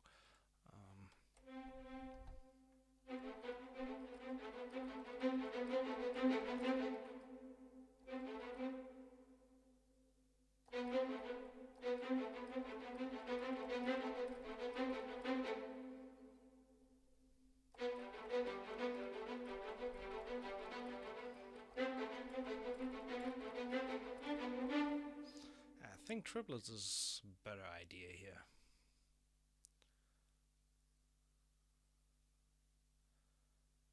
So let's try triplets here.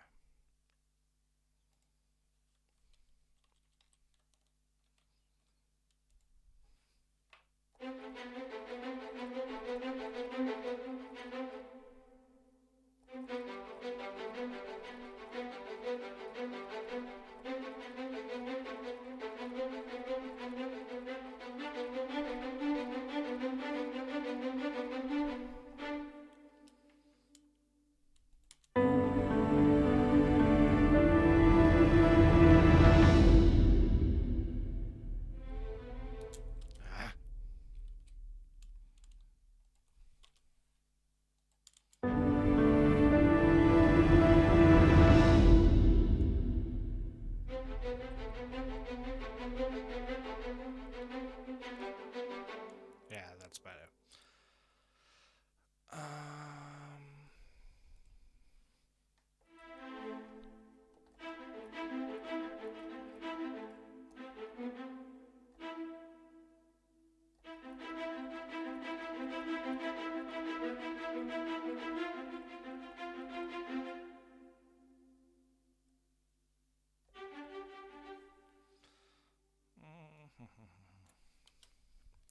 Let's see.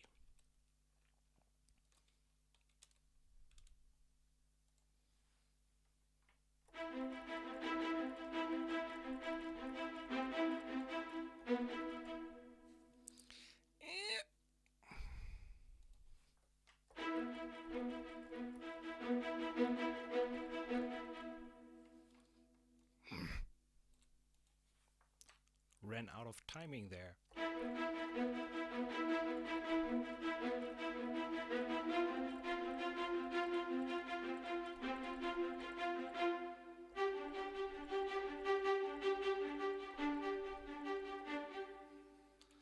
So I'm going to compress that a little bit. Too many jumps.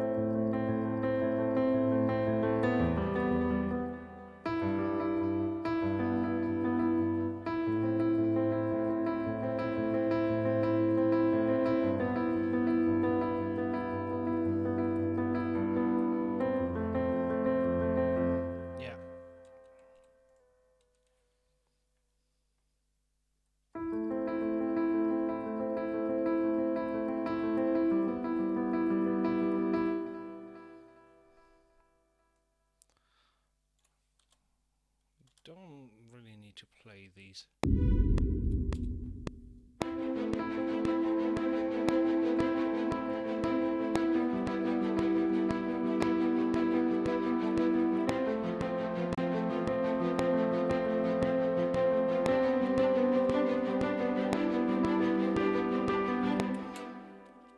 That's nice. I think I'm going to hard quantize these.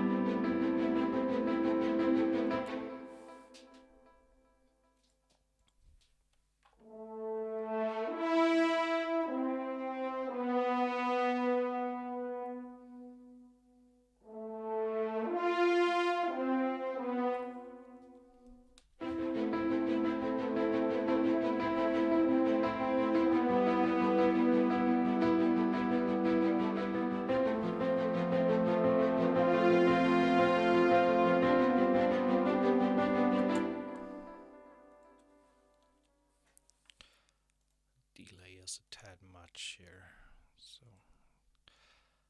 I think I might even turn that off once we're into that second section.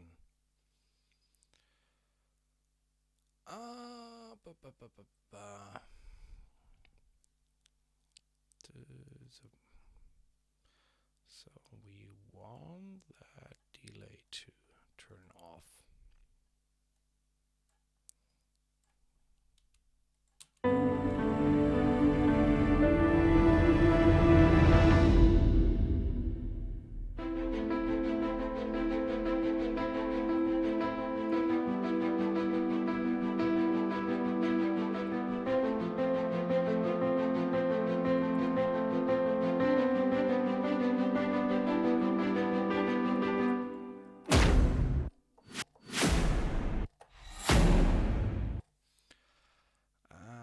Here we come to something, once we get into the bigger hits and stuff like that, where I rather tend to work with audio instead of the contact instruments, just to make sure they're really on the spot.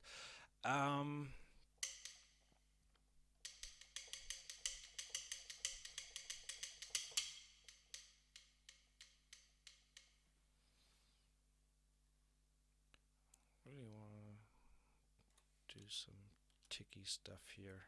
Let's try the stick ensemble.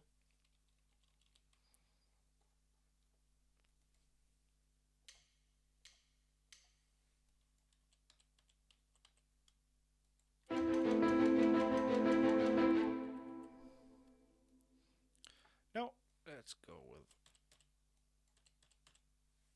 plain quarters. And use the delay compensation again, so that is again -63. So when you don't change the initial settings loading the instruments, I think you can set pretty much everything to -63.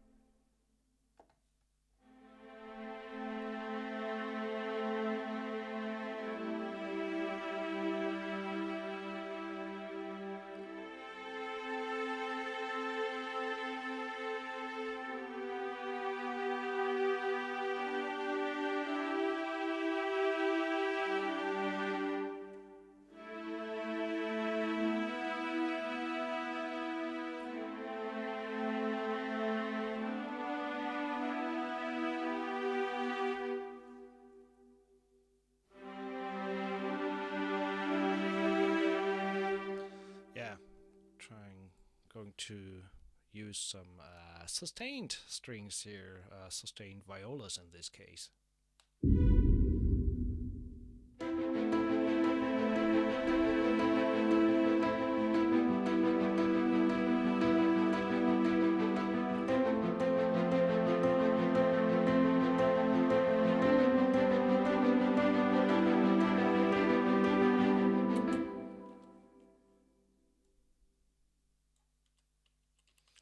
So I'm playing the line here that I did in the piano.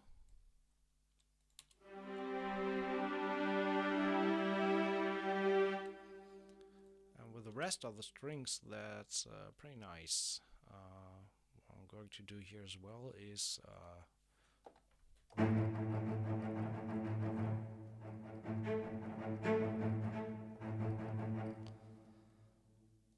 a little bit more oomph there in the cello, spiccato, triplets.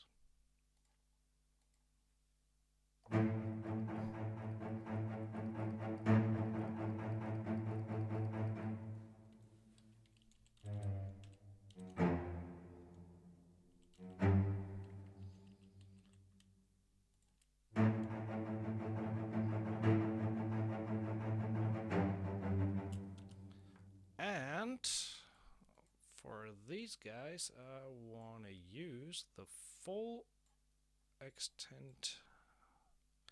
So, well, 125.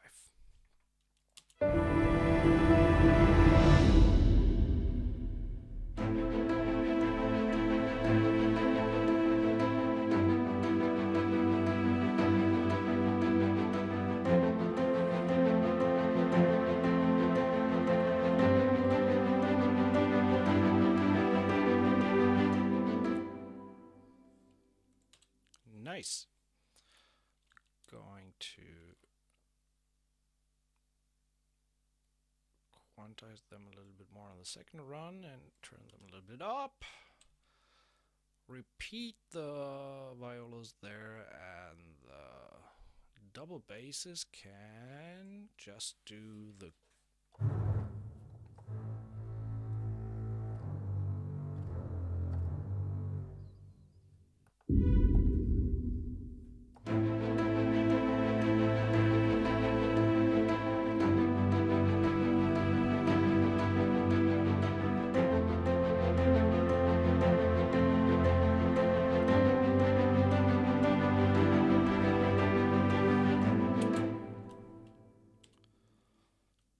double basses in octaves.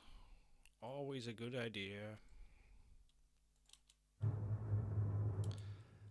And we want to have these guys in sustain.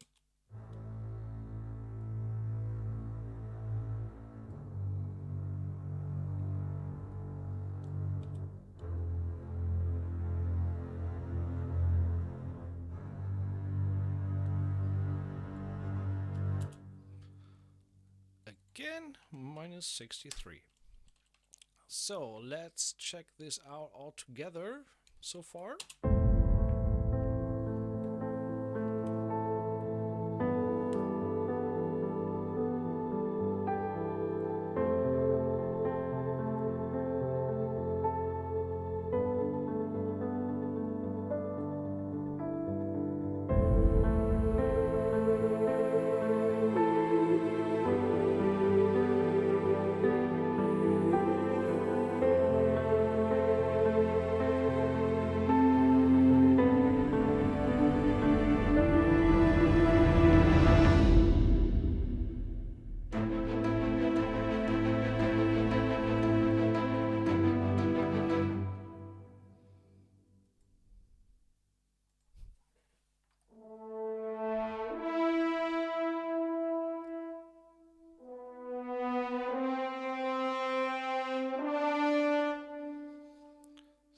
Of horns on top there.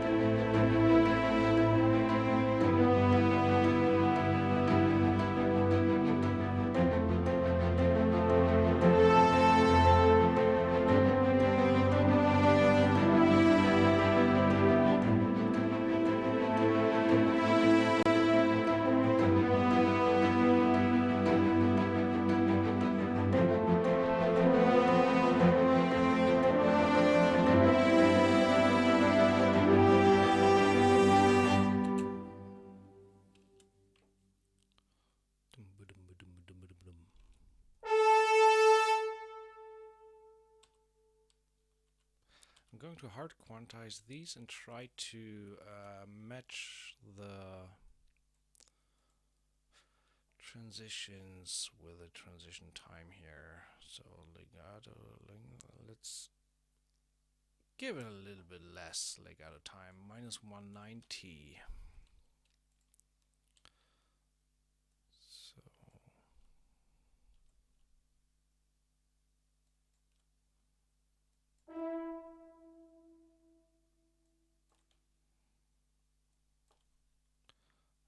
now we go with seconds.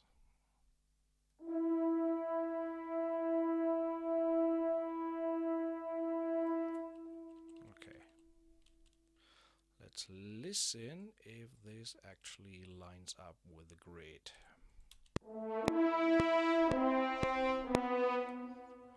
Okay, this guy needs to go there.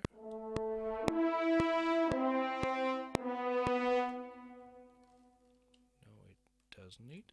We need.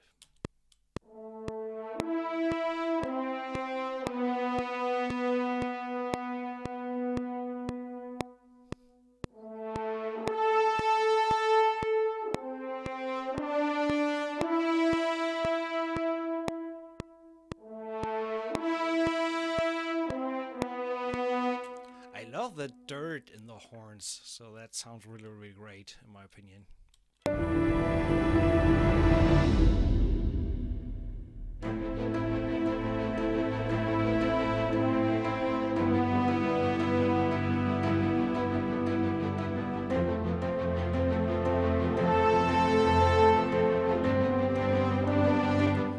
I think the high one we're only going to utilize in the second run.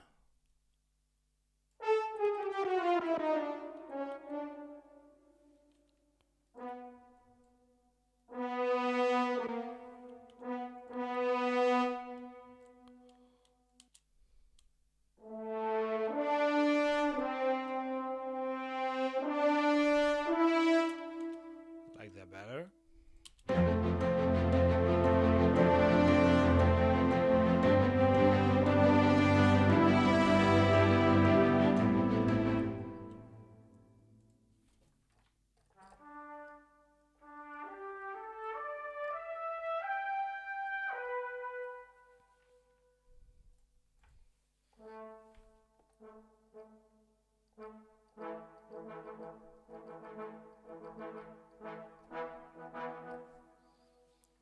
Yeah, let's do a little bit of a marching rhythm in the trombones. And still rather play it very lightly. I don't have a key switch map set up for these. So I just want to make sure that we have the key switch there in the beginning for staccato. And we need triplets.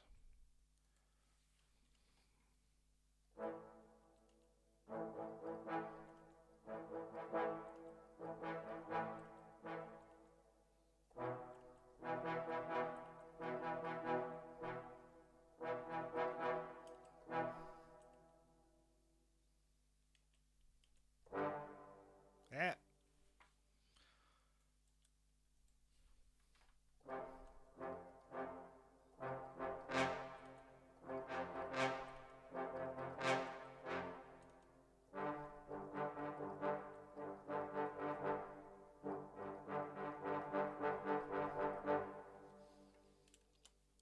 So minus 63.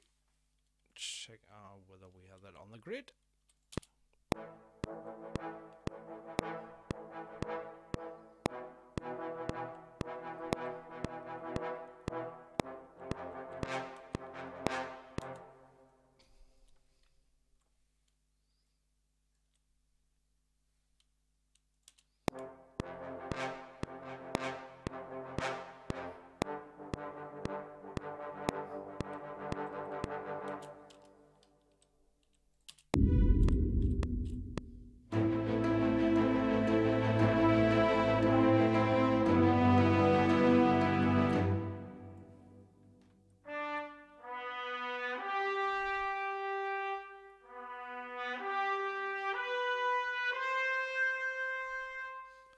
just hearing a side melody there from the trumpet.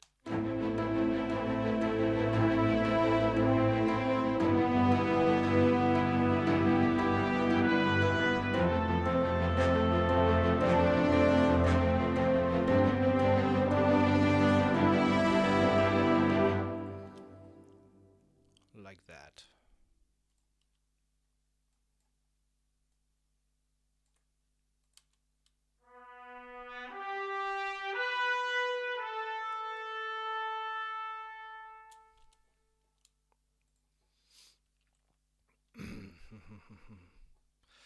I'm really thinking of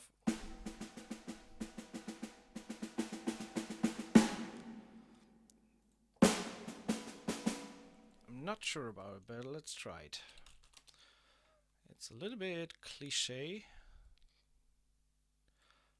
but sometimes cliche is the best you can do to make things work.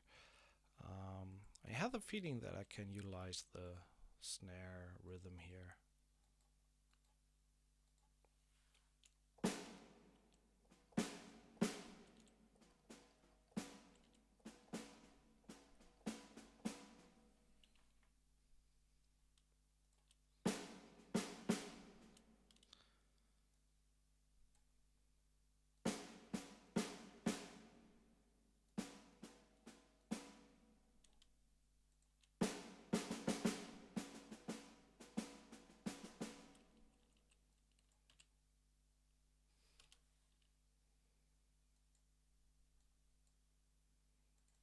Minus 63 again.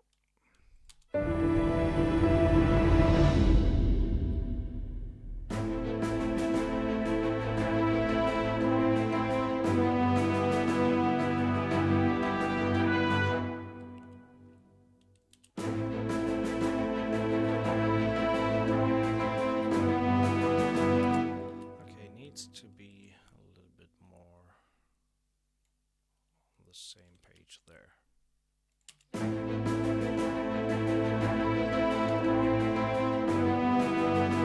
Turned it down a little bit.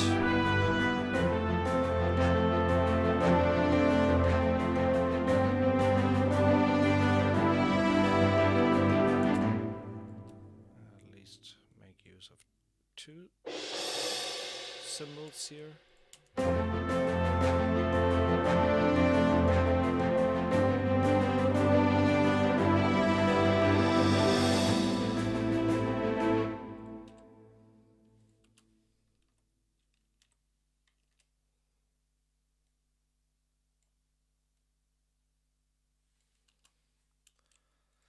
So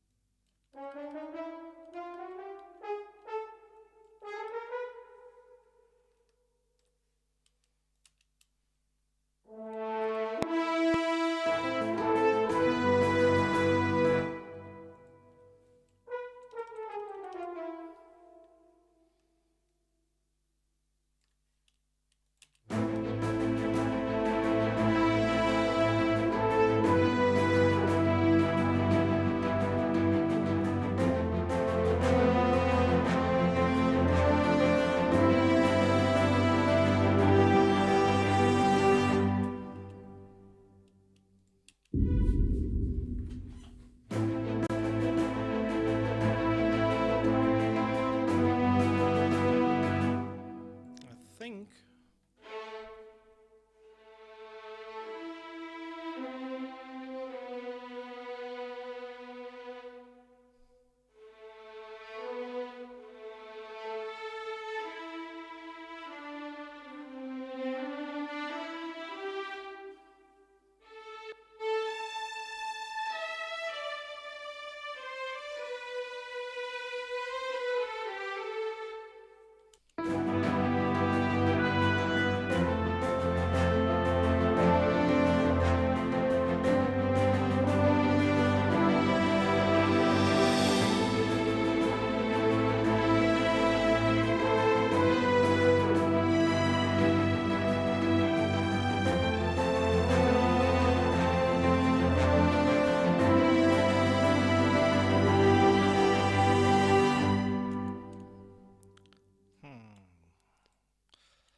maybe later.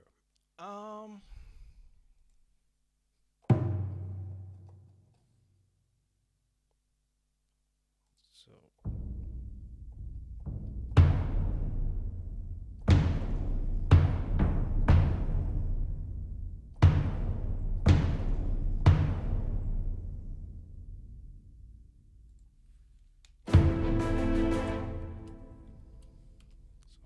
just on the one.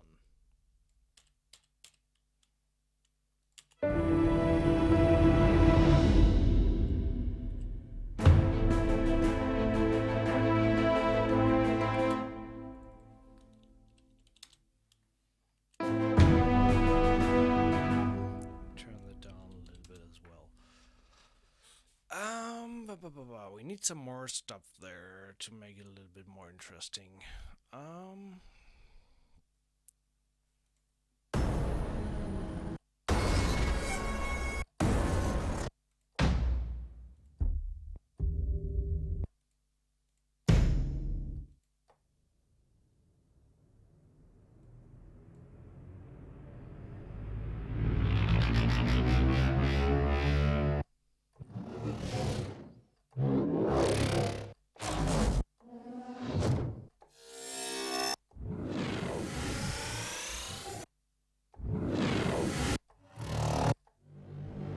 They're great for transitions.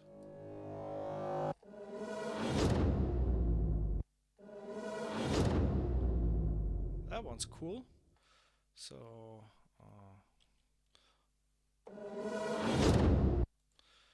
let's see if I can actually get this on the one there.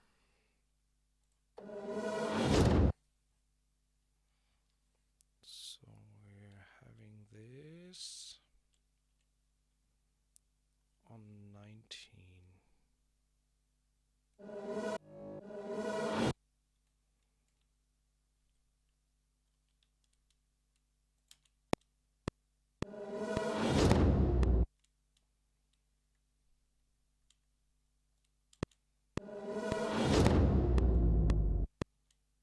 Sounds pretty much on the spot.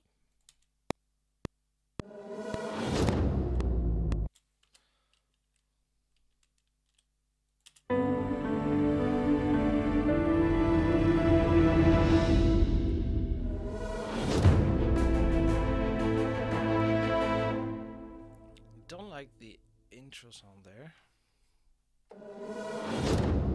And unfortunately, I have no idea why they decided that these patches don't react to CC11.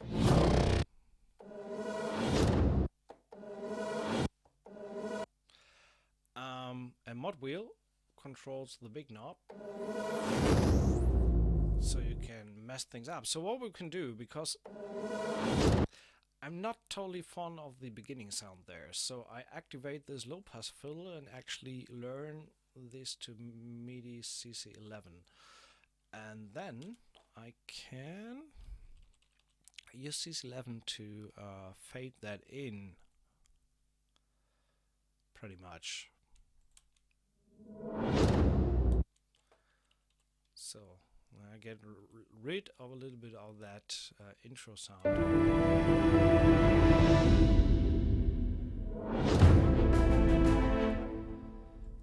now I just still can.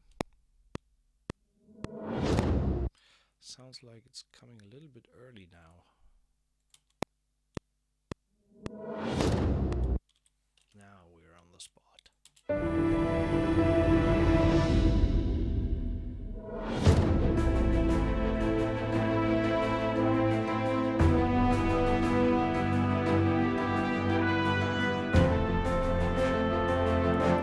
Anybody feels that the trumpet needs a little bit more reverb? At least I do.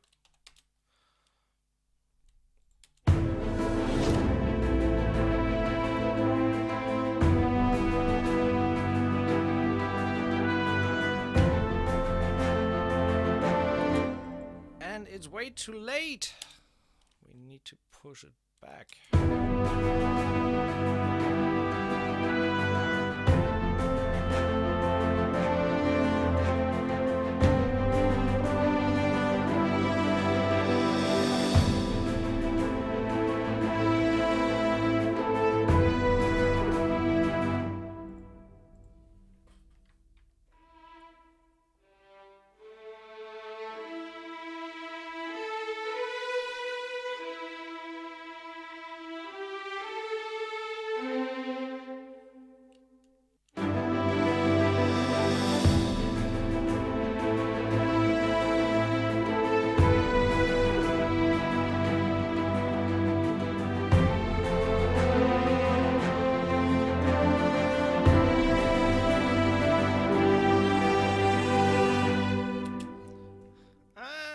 Nearly there. Got an idea.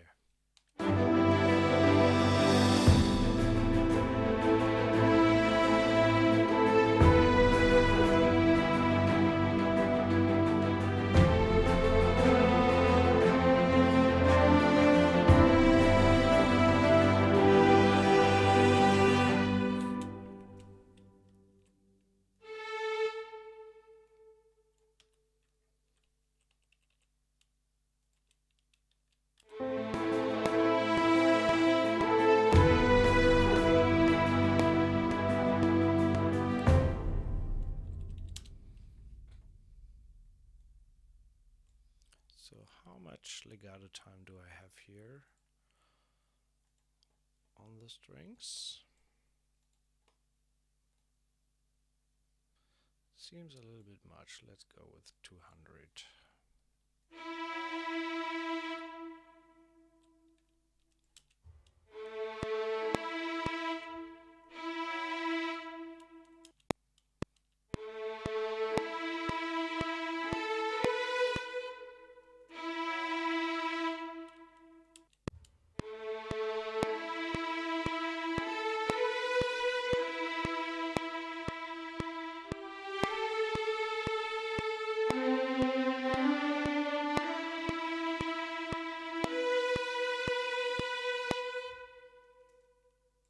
Sounds good.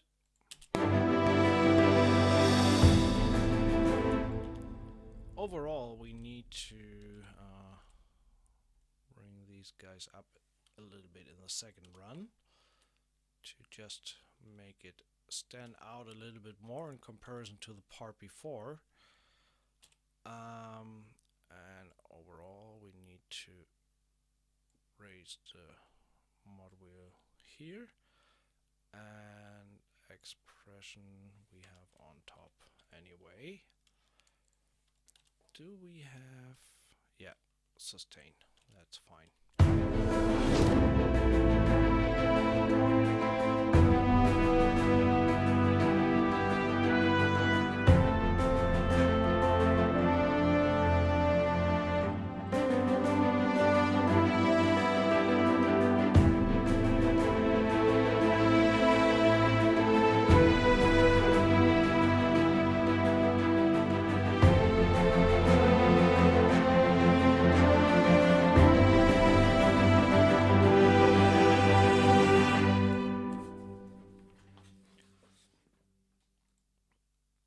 Let's double the strings there with the vocal.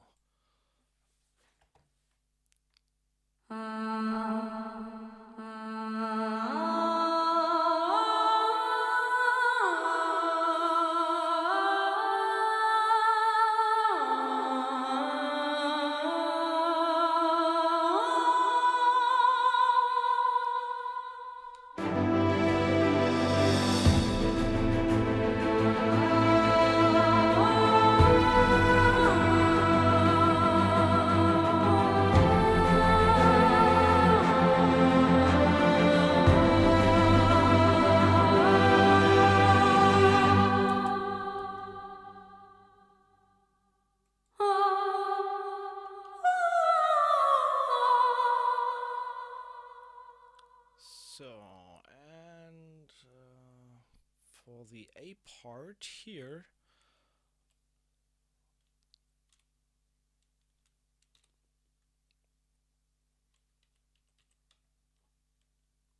Just comment there. Best vocal part I ever heard. Pretty much the same here. That sounds awesome.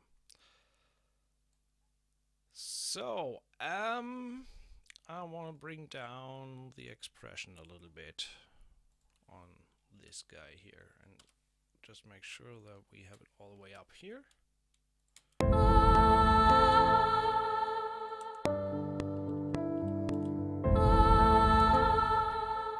Why don't you take the other patch here? There we go. I forgot the key switch.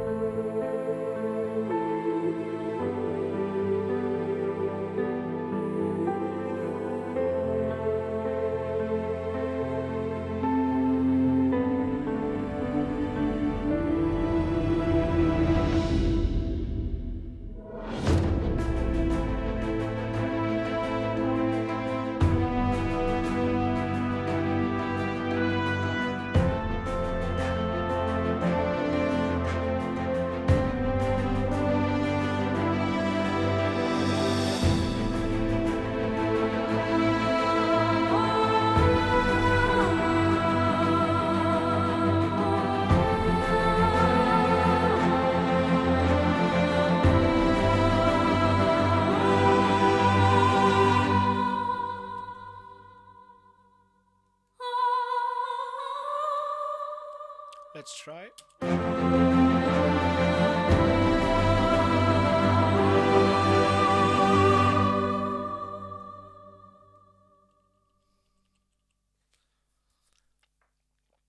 Try to speed things up a little bit here, or I'm not really sure where to go with it now. We can either do some Brahm design and really get nasty.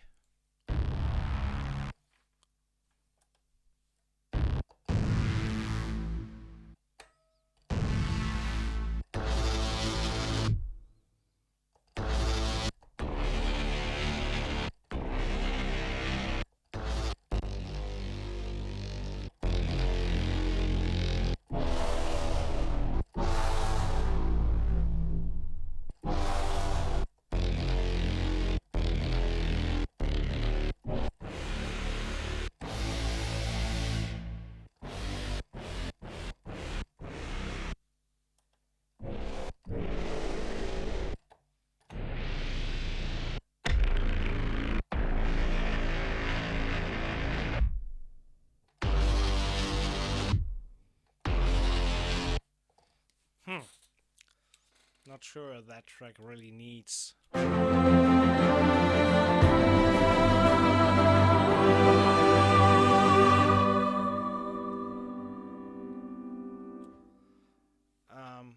Who forgot to turn off the sustain pedal for the piano?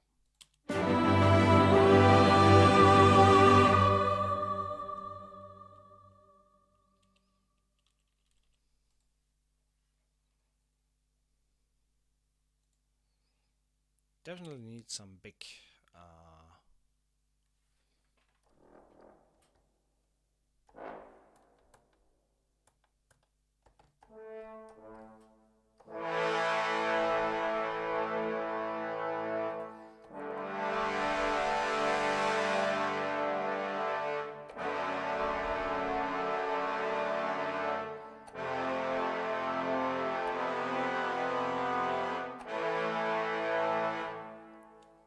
might be an idea for a chord change there.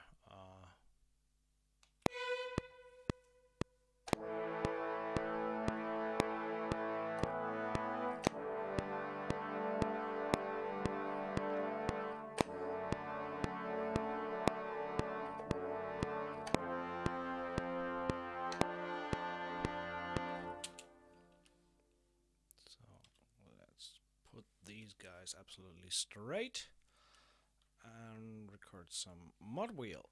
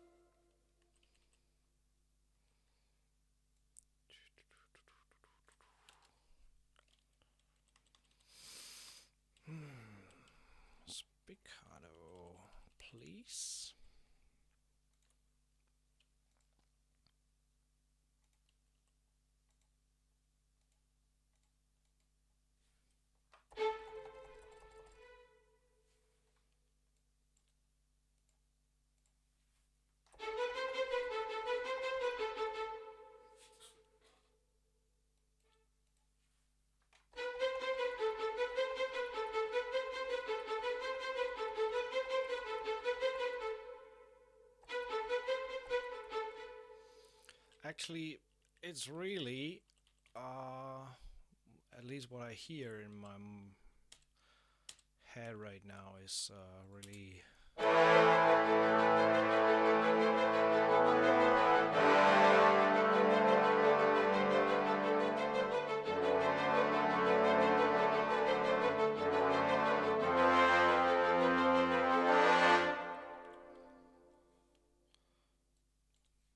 Just the last part here.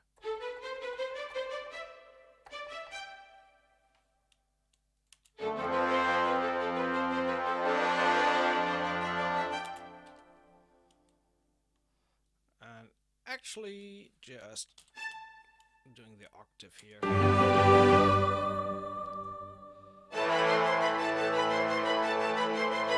And we may do that in the second part.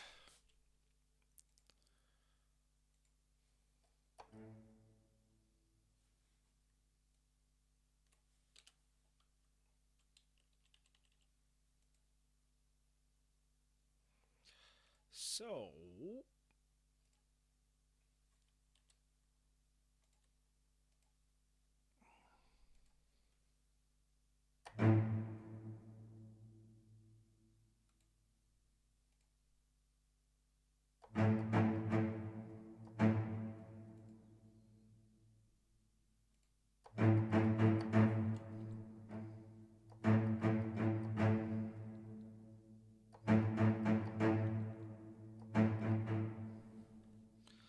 not sure that works.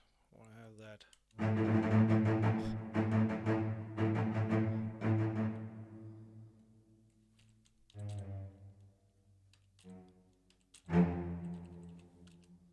So that together sounds like.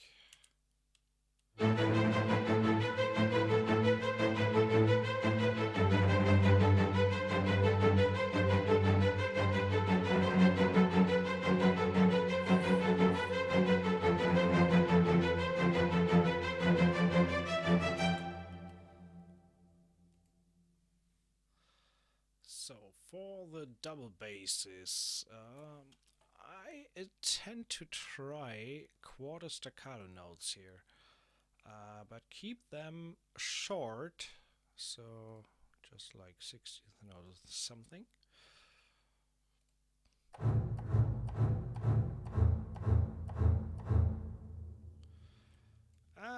That was wrong. There we go.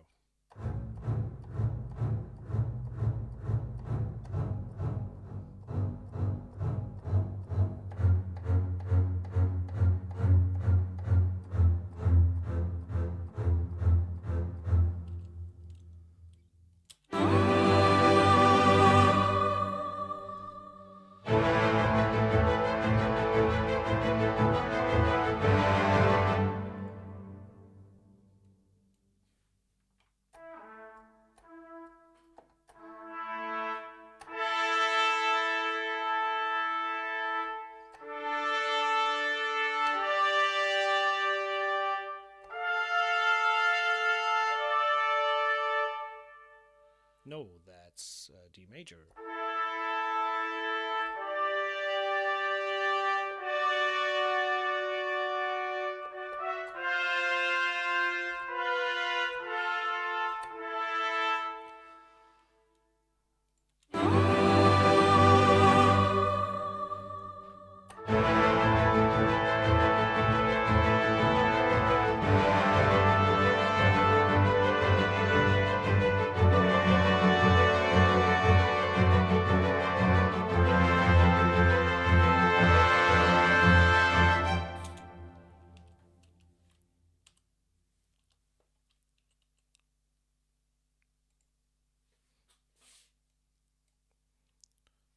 So we're missing the violas here, so least get something in between.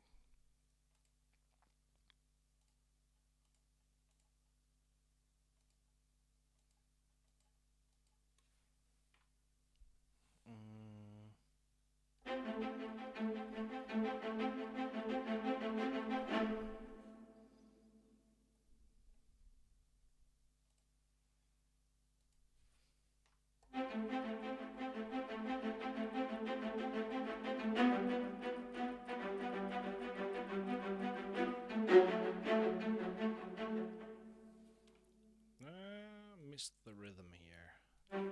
It's still triplets.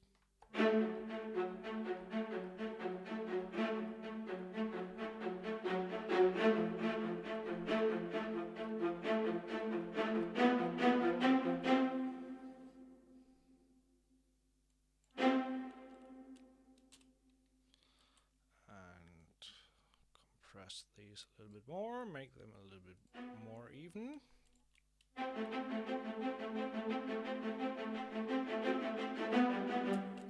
Let's see how these sound together.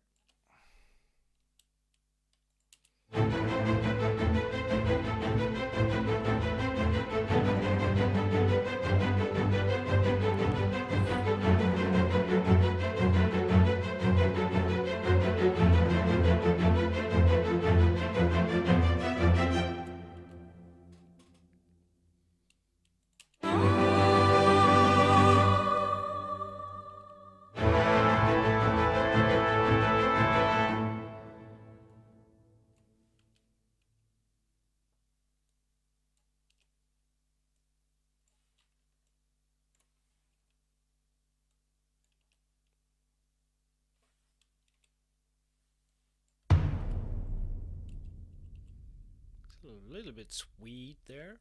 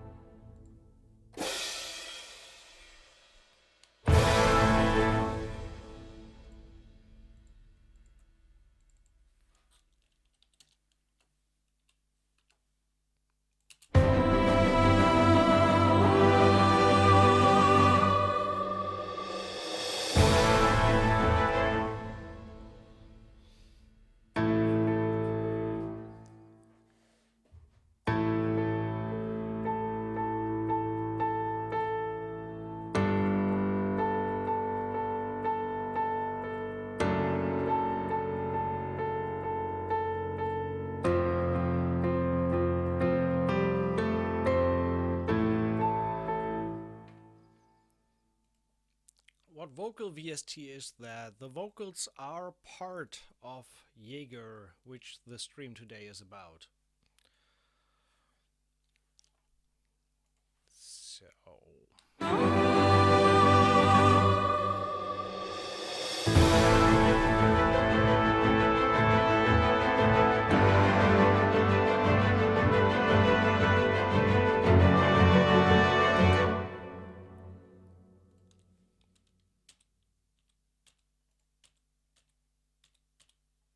So now with click.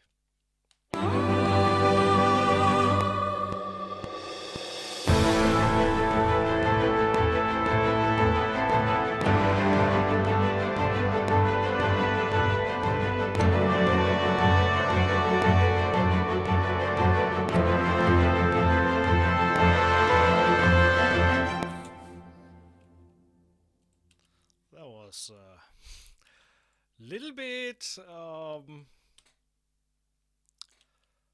lazy, but well, sometimes you just gotta be lazy.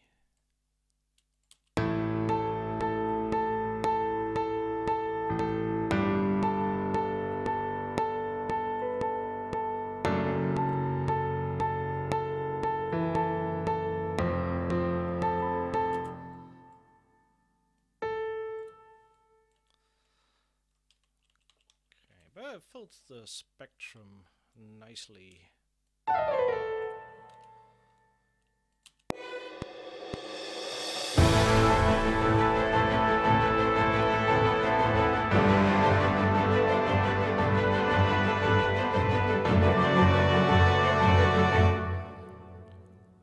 So, bring him on!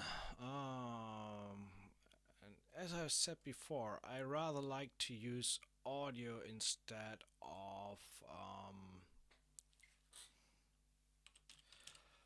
MIDI instruments for the hits and that kind of stuff.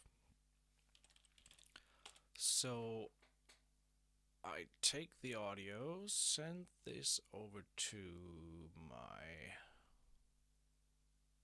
hits, and just make sure that we're on -10 here. So, and now I can, I have thousands of contact instances open here.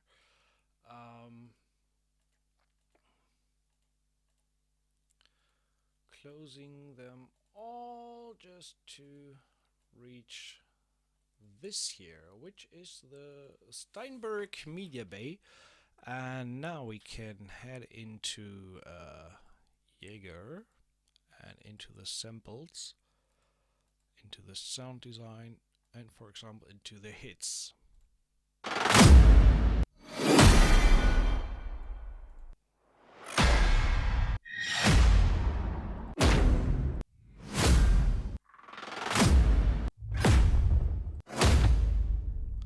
Hunter, let's do the Hunter here. So now with audio it's way easier to get it on the spot where it really needs to sit. Not sure if I need to turn the volume down, we will see.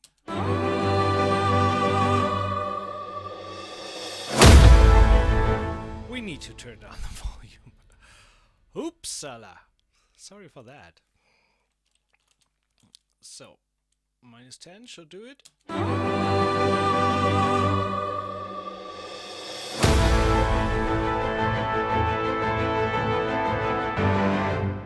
So, we're actually going to copy these guys on every chord change.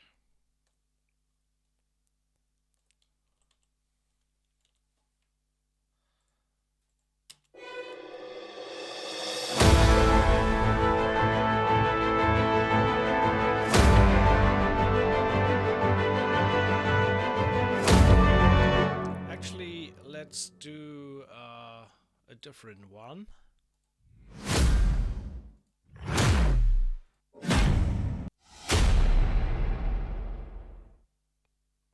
That one sounds nice. Bring that in, -10. So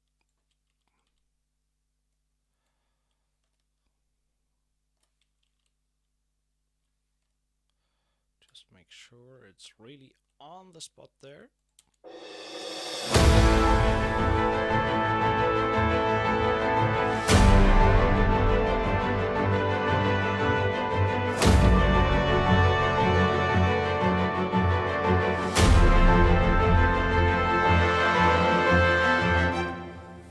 So good for now. So I want to tame them a little bit in the upper region, so turn them down a little bit.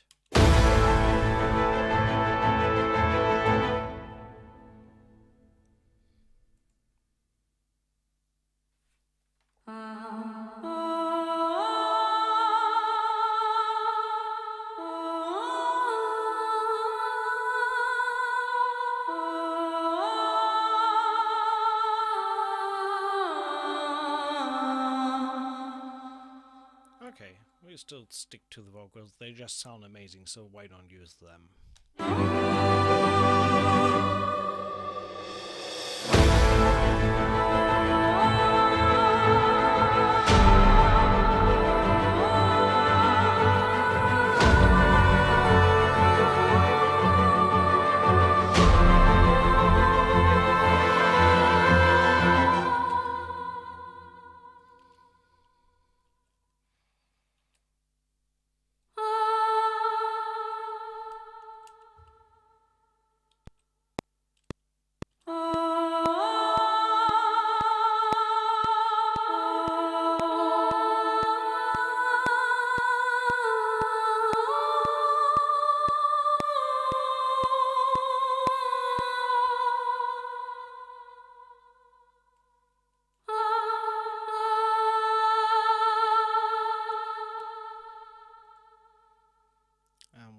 double that with the horns.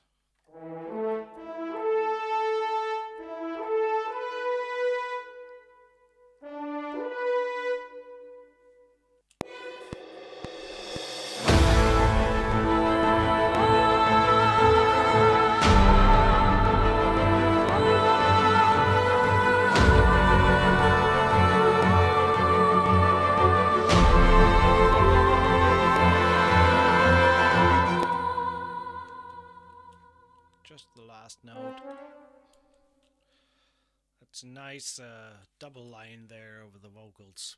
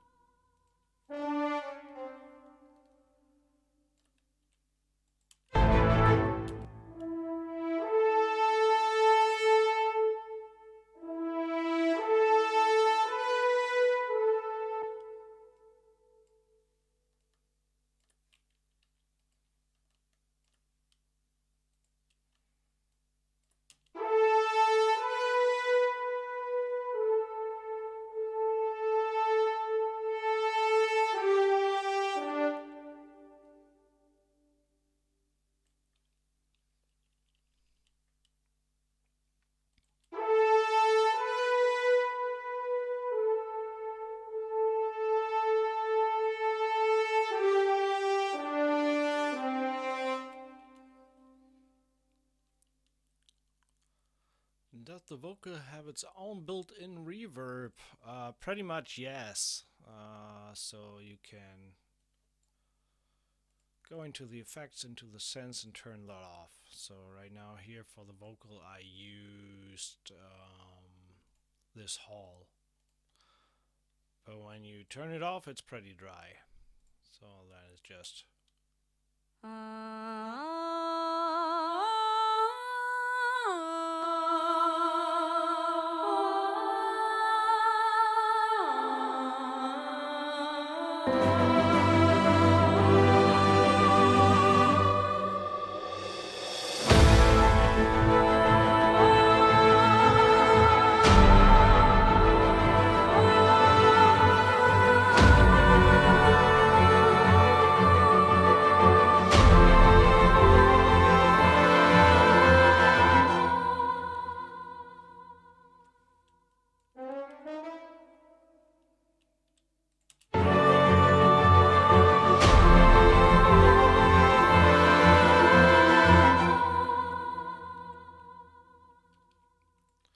I think that can get pretty bold. I like it.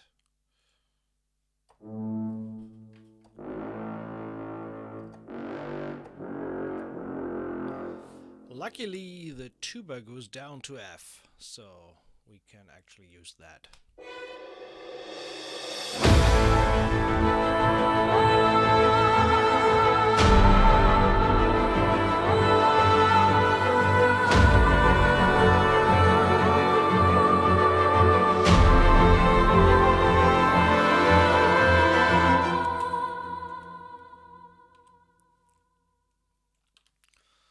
So just to check it, let's listen to the brass on its own. On its own, I said.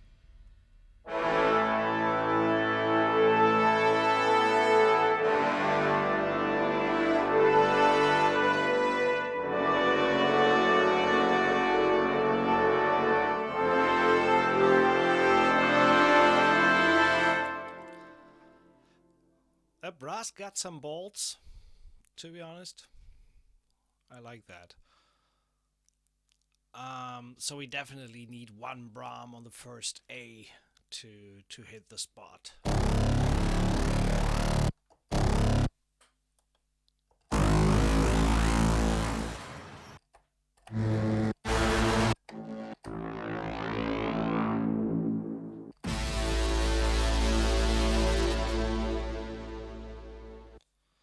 That one sounds good.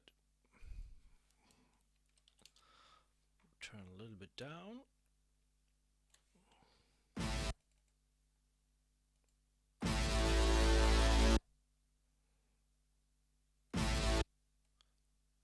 Actually, we want to have it on to make sure it sits on A.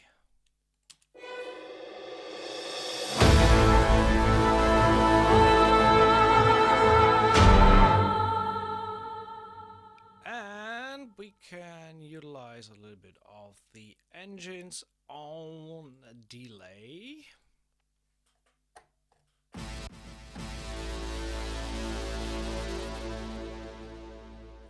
To make sure it is a little bit more outgoing and has just a little bit more tail. And I actually made the mistake to just have one instance of contact open, and that results in a long white window when you close it for whatever reason.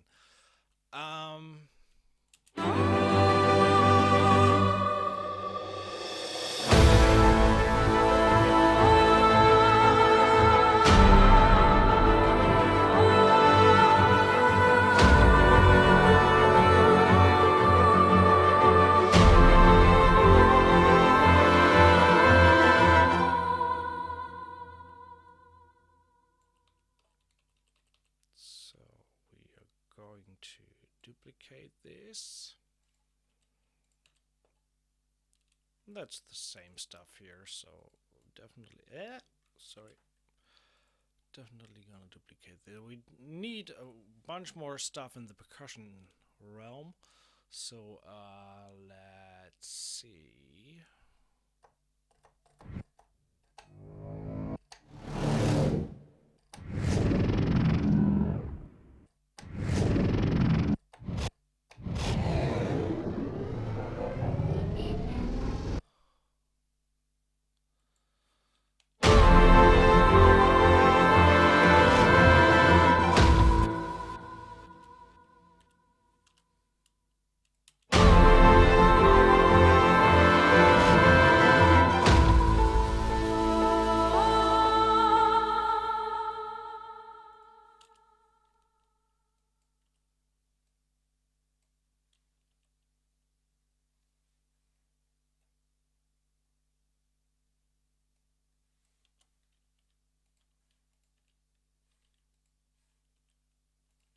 So just copying that stuff over, make sure that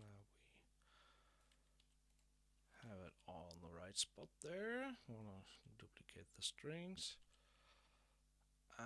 Oops, sorry. No. And for the last part here, we're going to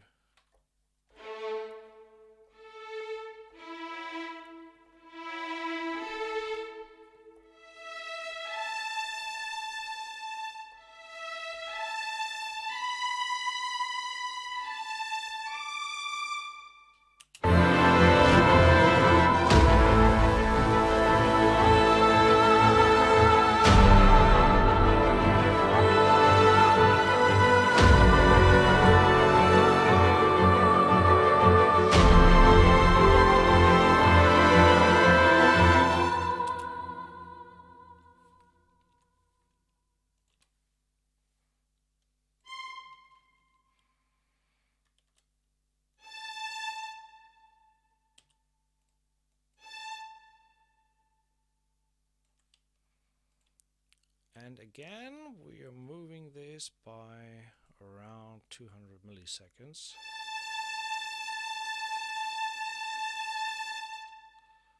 Or maybe not that much. Let's try it.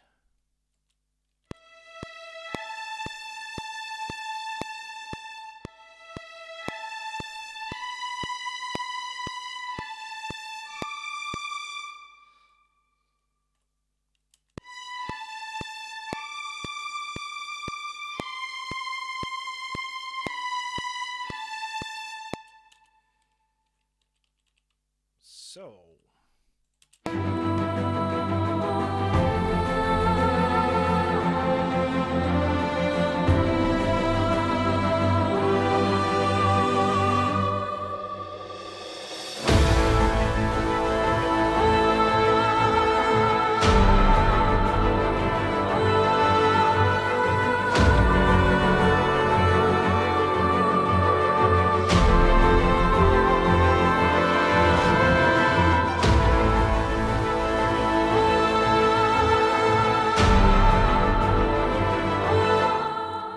Second run, I wanted to actually do the octaves in the violins.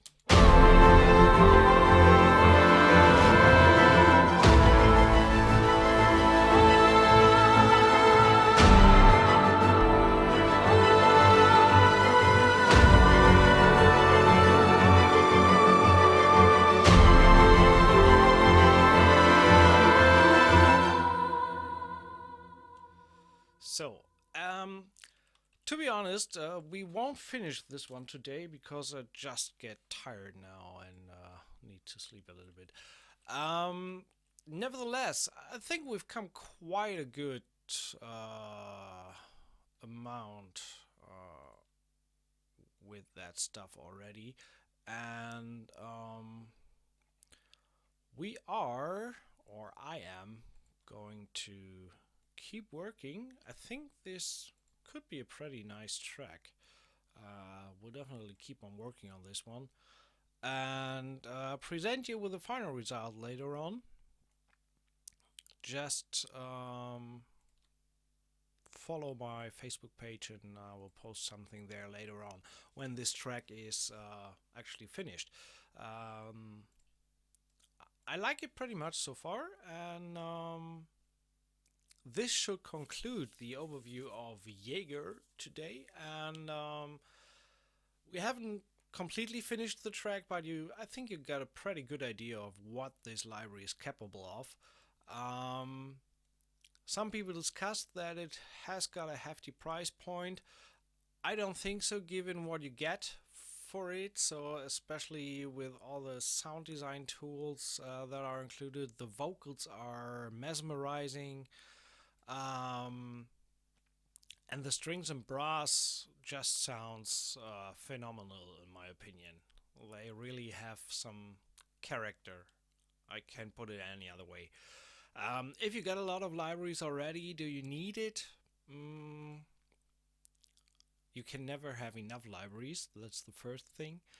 But yeah, it's a great product overall, and here's at least a little conclusion of what we did today. Head over to the Audio Imperia website if you're interested and grab it. And thanks for watching, and see you next time.